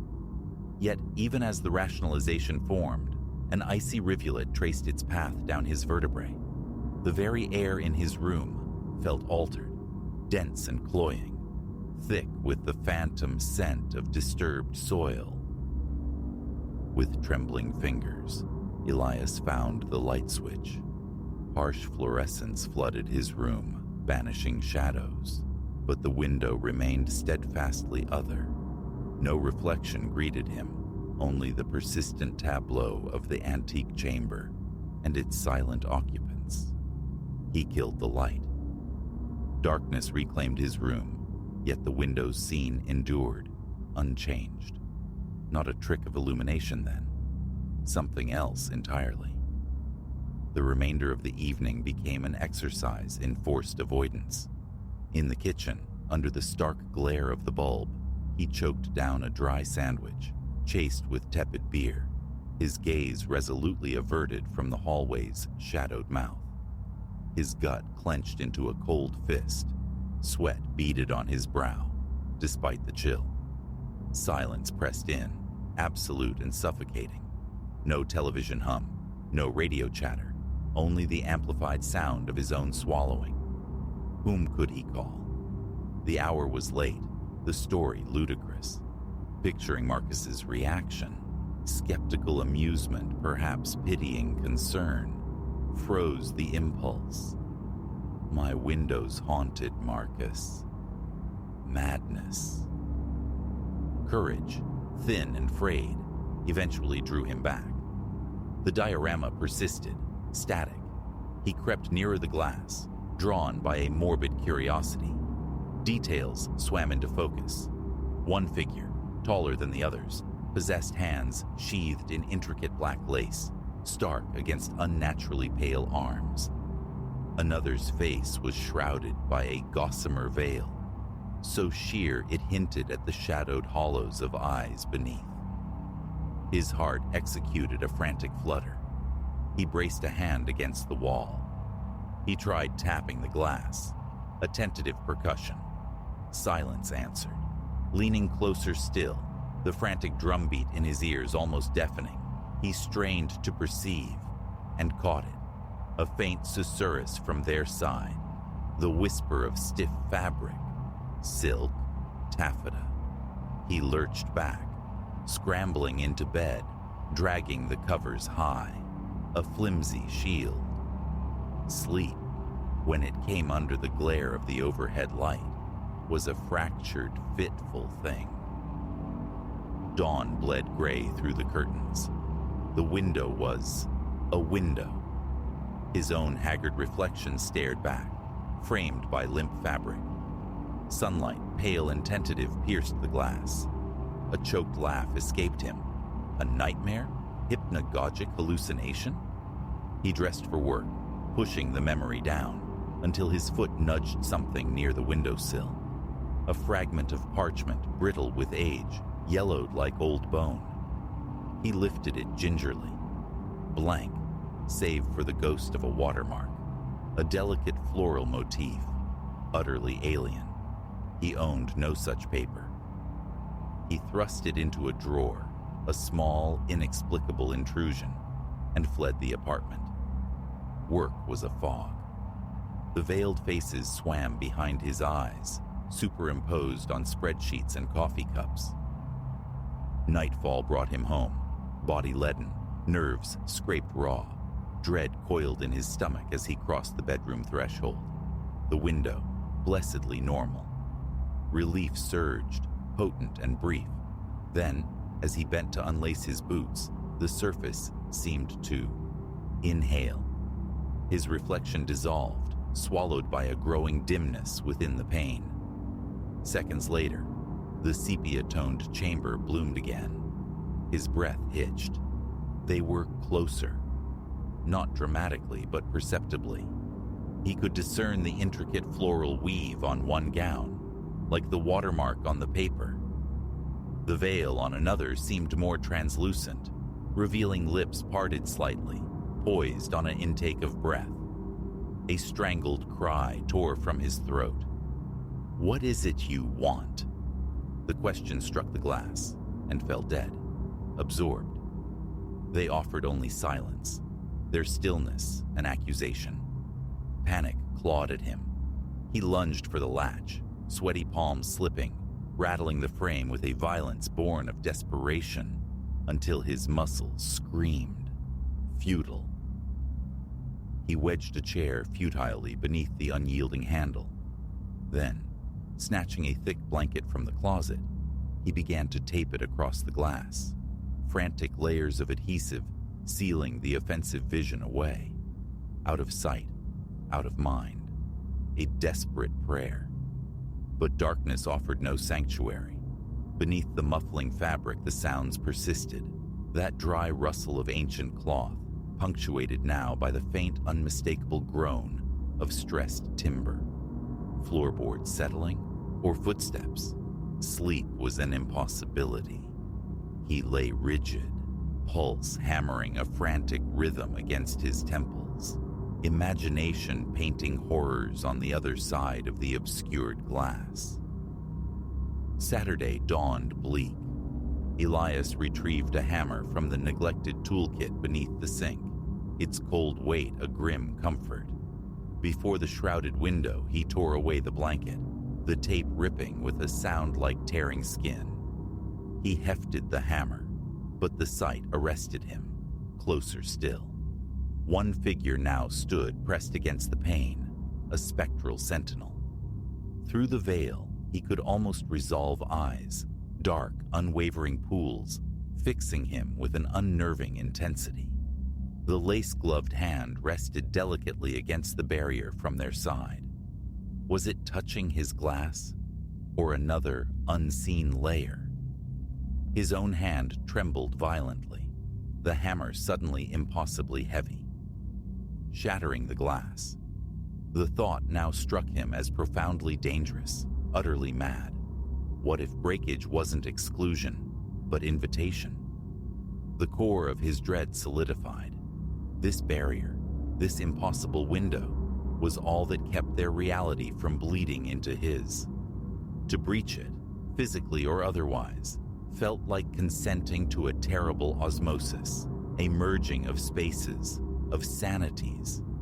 An instinct primal and certain, screamed that opening this aperture would allow them to seep in, silent invaders, rearranging not furniture, but the very fabric of his peace. They didn't covet his life, perhaps, but his quietude. They aimed to anchor him here, perpetually vibrating between his mundane room and their suffocating parlor, forever banished from rest. Days blurred into a montage of failed countermeasures. Towels, sheets, the heavy quilt reapplied. Nothing could truly obscure the knowledge of their presence. A clammy sweat slicked his palms unpredictably. The bedroom became hostile territory. He retreated to the living room couch, but sleep there was even more elusive, punctuated by phantom creaks that sounded chillingly like footfalls within the walls. He'd bolt upright, gasping, the coppery tang of adrenaline on his tongue, his heart slamming against his ribs like a trapped bird. The landlord's phone rang unanswered. A garbled message about a stuck window felt pitifully inadequate.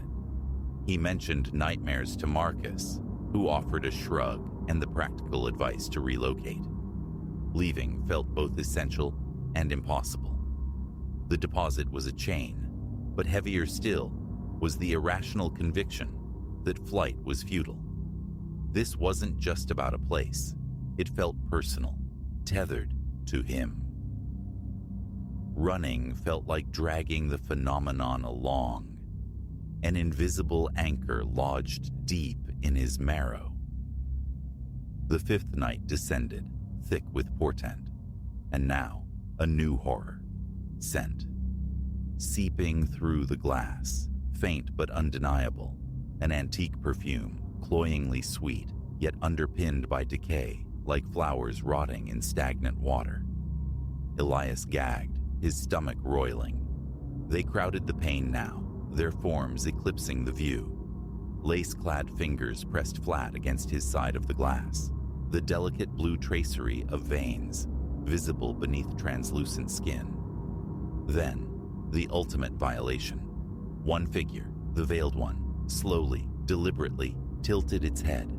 A gasp tore through Elias. He staggered back, legs buckling. They could move. A cold sweat drenched him instantly. The room spun. Action, any action. He seized the quilt again, the tape, working with feverish haste, layering fabric and adhesive until the window was a blind, bulging patch on the wall. His pulse roared. He shoved his dresser against it, piling books atop, a ludicrous barricade against the immaterial. Collapsing near the door, breath sawing in his dry throat, he strained against the sudden, profound silence, until it broke. A delicate, abrasive scratching. Lace, perhaps, or a fingernail, drawn across the inner surface of the glass. He clapped hands over his ears, but the sound resonated bone deep, a vibration within his own skull. They wouldn't force entry. They wouldn't shatter the pain. They merely persisted, waiting. And Elias waited too, locked in a terrifying, silent siege.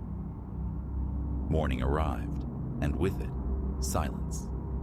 Heart hammering, Elias wrestled the dresser aside, peeled back the layers of quilt and tape.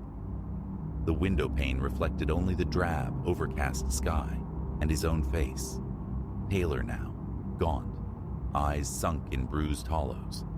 Relief warred with a deeper, colder dread. Leaning closer, scrutinizing his reflection, he saw it, or thought he did. A flicker in the glass behind his own shoulder, something indistinct, veiled. He whirled. Empty room. He tried to dismiss it, but the unease clung like damp fabric. Hesitantly, he touched the glass. For an instant, his fingertips seemed to pass through the surface, encountering a strange lack of resistance before hitting solid pane. He snatched his hand back, heart lurching. No mark, no change, yet the sensation lingered. terrifyingly real. Departure beckons. He should flee this place. Perhaps he will, but tonight finds him still here, attuned to every settling groan of the house, every sigh of the wind. The window remains, for now, a simple mirror, but its quiescence feels temporary, fragile. Closing his eyes brings only the after-image of their shapes burned onto his retinas. A swallow tastes of dust and phantom sweetness. He finds himself compulsively checking his reflection, seeking reassurance, yet always half expecting to see a silent companion materialize behind him. They hadn't needed violence. Merely revealing the other side of the glass was enough. The partition feels thinner now, porous. He senses its imminent dissolution. One day soon, perhaps, his eyes will open, not to his own room reflected, but to theirs. And then, perhaps they will simply be here, having slipped through the weakened membrane without sound or force, quietly annexing his peace, stranding him in the unutterable space between worlds. He stands trembling in the quiet dark, wondering if the crossing has already begun.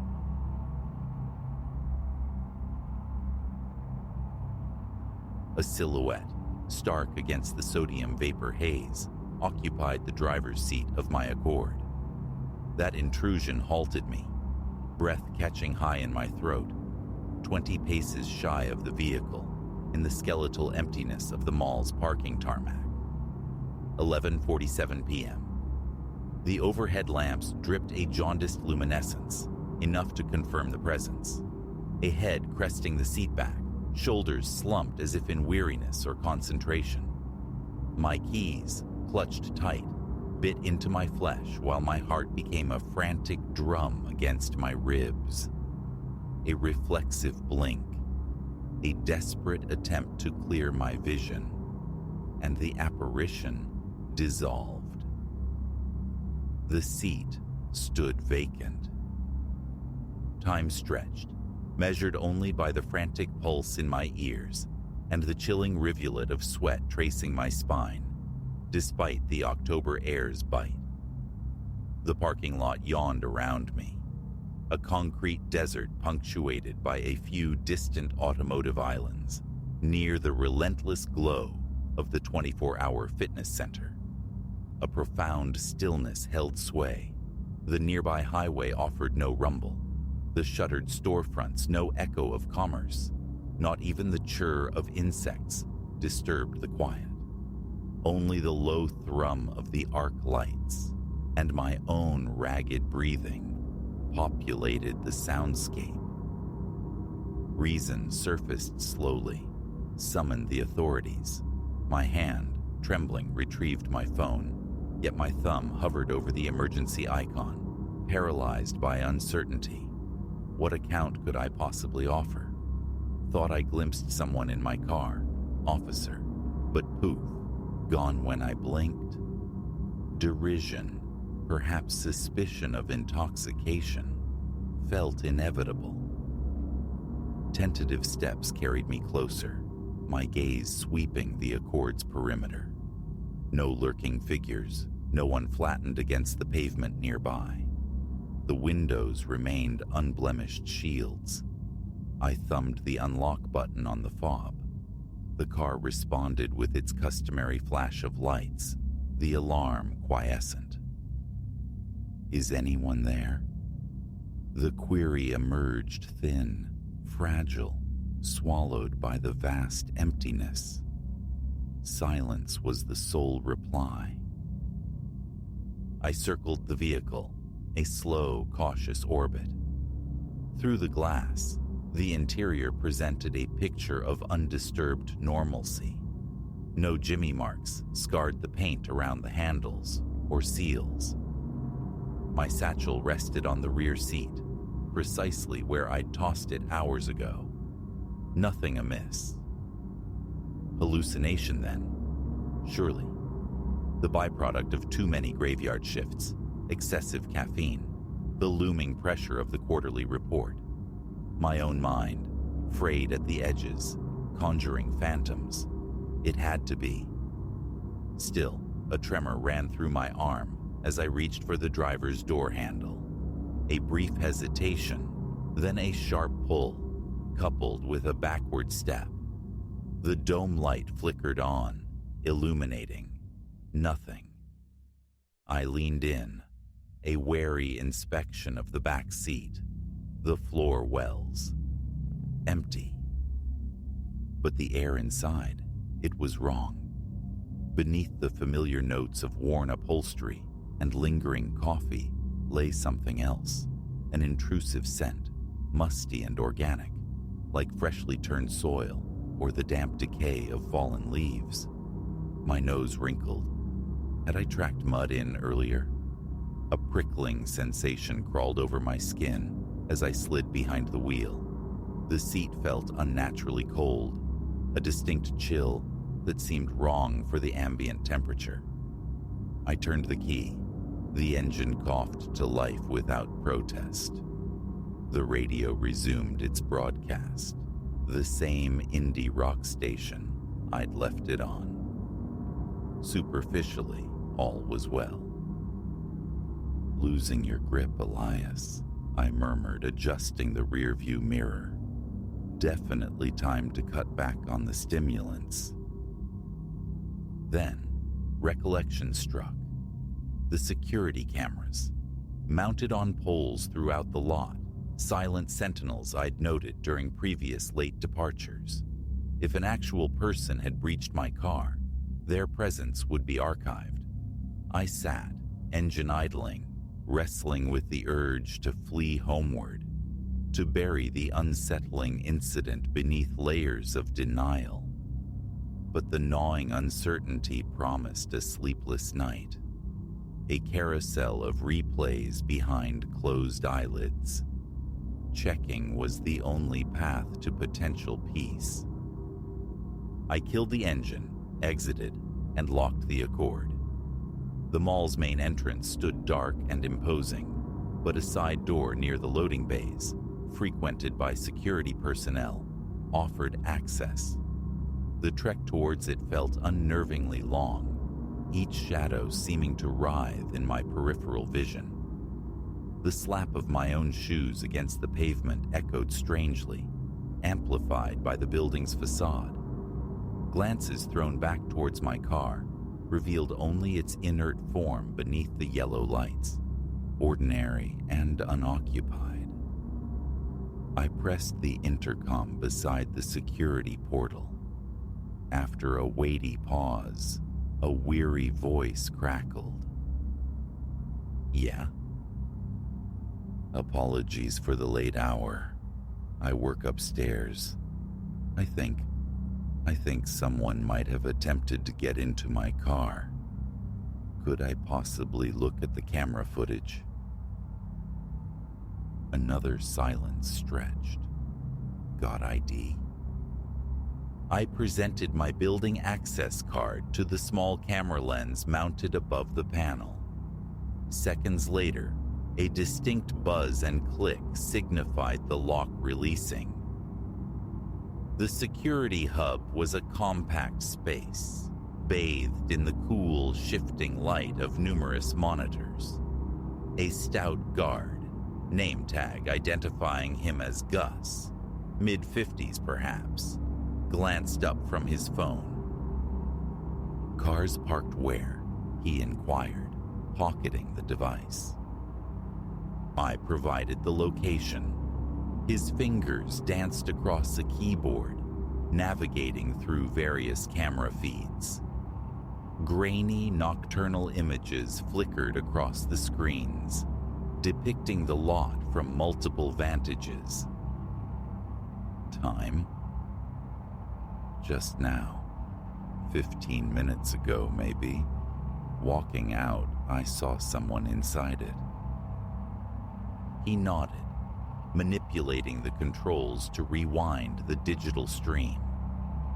My own figure appeared on screen, traversing the asphalt, then freezing abruptly, staring intently at the Accord.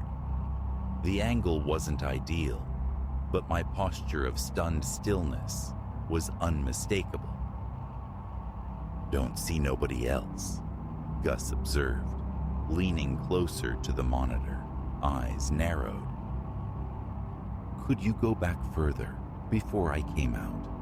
They must have gotten in then." He spooled the footage backward faster, time reversing in jerky movements, vehicles zipping in and out of spaces. He halted the playback roughly, an hour prior to my departure from the office tower. We watched in real time. My Accord sat undisturbed. No one approached. Then, at 11:12 p.m., a change. A nebulous darkness drifted across the tarmac towards my vehicle. Indistinct, ill-defined in the low-resolution feed, yet roughly humanoid in dimension. As it drew nearer the Accord, its form seemed to bleed at the edges, becoming less coherent, like a smear on the lens itself. The shape reached the car and merged. No discernible door opening, no figure climbing inside. The dark blur simply seemed to dissolve into the car's silhouette. "The hell is that?" Gus muttered, rewinding and replaying the sequence. The same eerie event unfolded, the shadow gliding, becoming increasingly amorphous near the car, then vanishing into it. "Check other angles?" My voice was a dry rasp. He switched camera perspectives. Each viewpoint corroborated the unsettling narrative.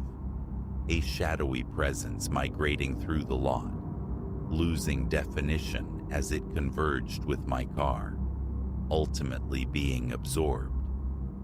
Crucially, no footage showed anything departing the vehicle afterward. "Gotta be a system glitch," Gus offered, though his tone lacked conviction. "Get weird artifacts sometimes. Night vision, infrared, plays tricks." "Yeah," I managed weakly. "A glitch. Must be."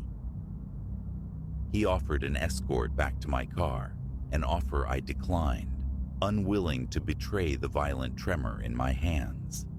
The return journey across the tarmac felt impossibly longer than the first. Each footfall demanded conscious effort. A powerful urge surged. Abandon the car, summon a ride share, sever the connection. But practicality intruded. I needed it for the morning commute. Leaving it wasn't feasible. Drawing closer, I perceived an anomaly on the driver's side window. Under the stark glare of the lights, intricate frost-like patterns spiderwebbed across the glass. Peculiar, given the temperature hovered comfortably above 50 degrees Fahrenheit. I unlocked the door again. That musty earthen odor assaulted my nostrils, stronger now, underscored by a faint metallic tang, like tarnished copper. The driver's seat remained frigid, radiating a palpable cold I could feel inches away. My phone buzzed, making me jump. A text from Clara. "Everything okay? Later than usual."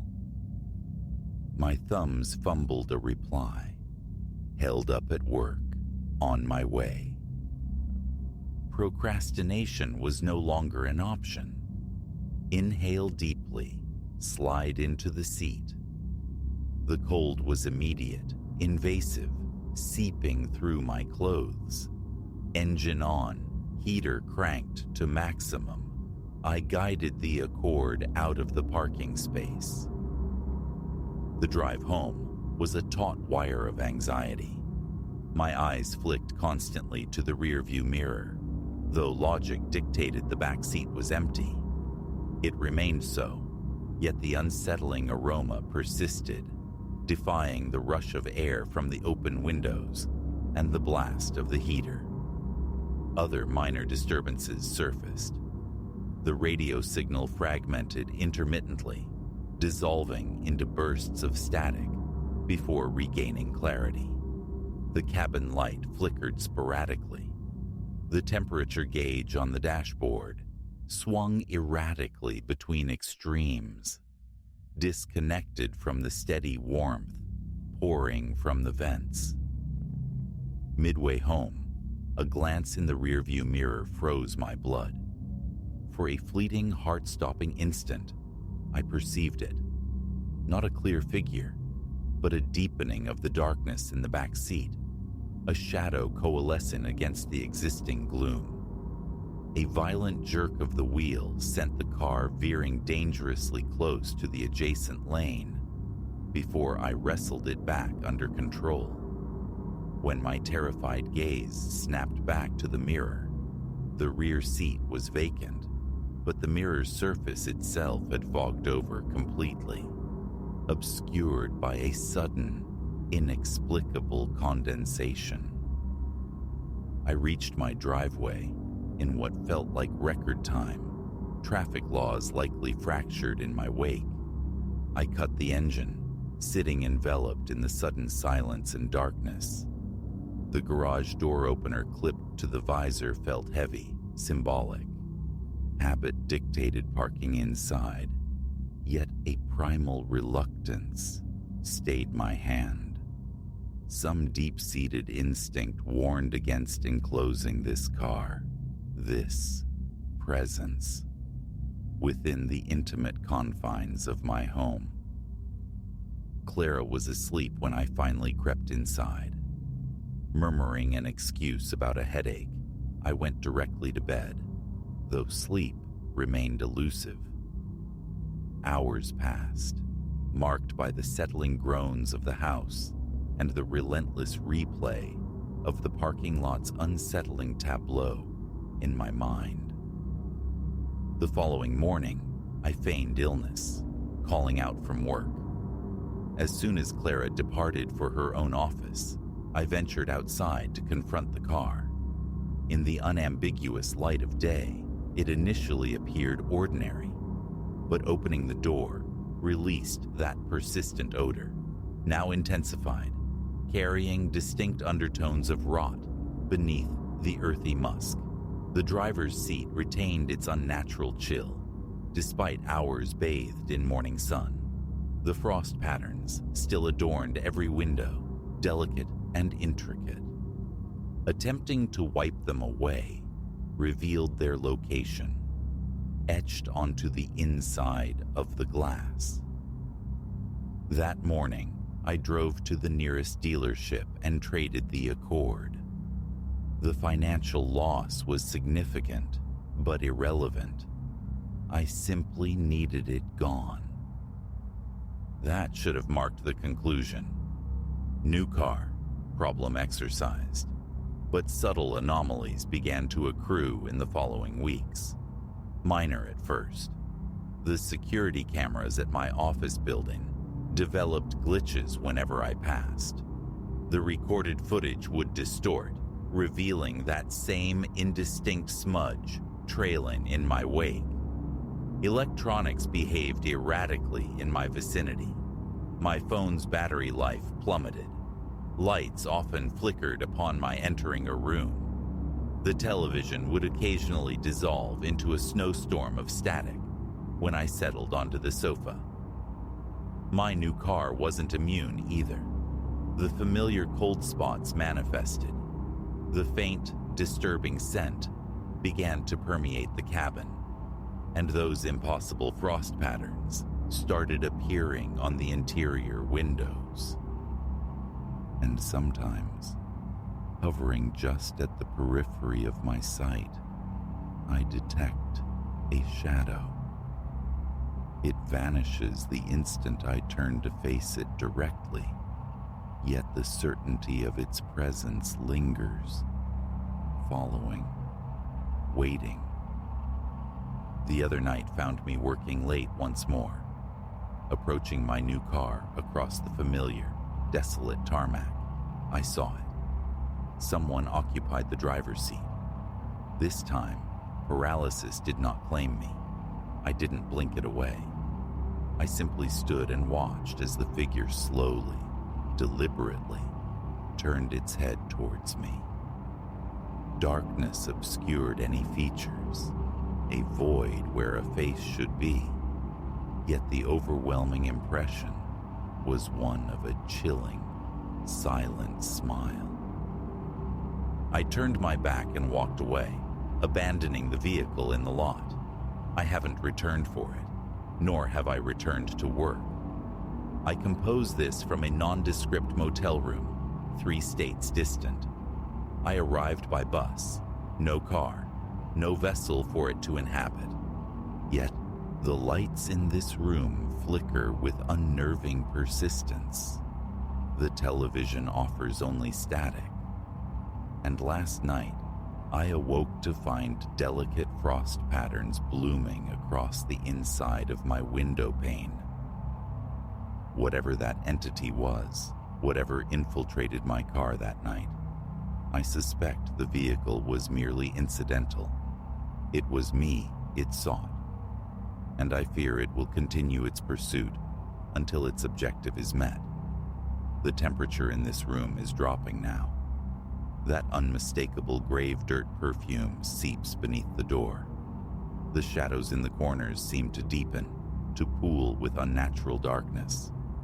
I will send this account, then attempt flight once more. But I feel its proximity increasing. And I know, with a certainty that freezes the marrow, that eventually, perhaps soon, I will glance at a mirror, a darkened window, a security feed, and see not my own reflection, but that shadow, seated patiently. And this time, when I blink, I will be the one to vanish.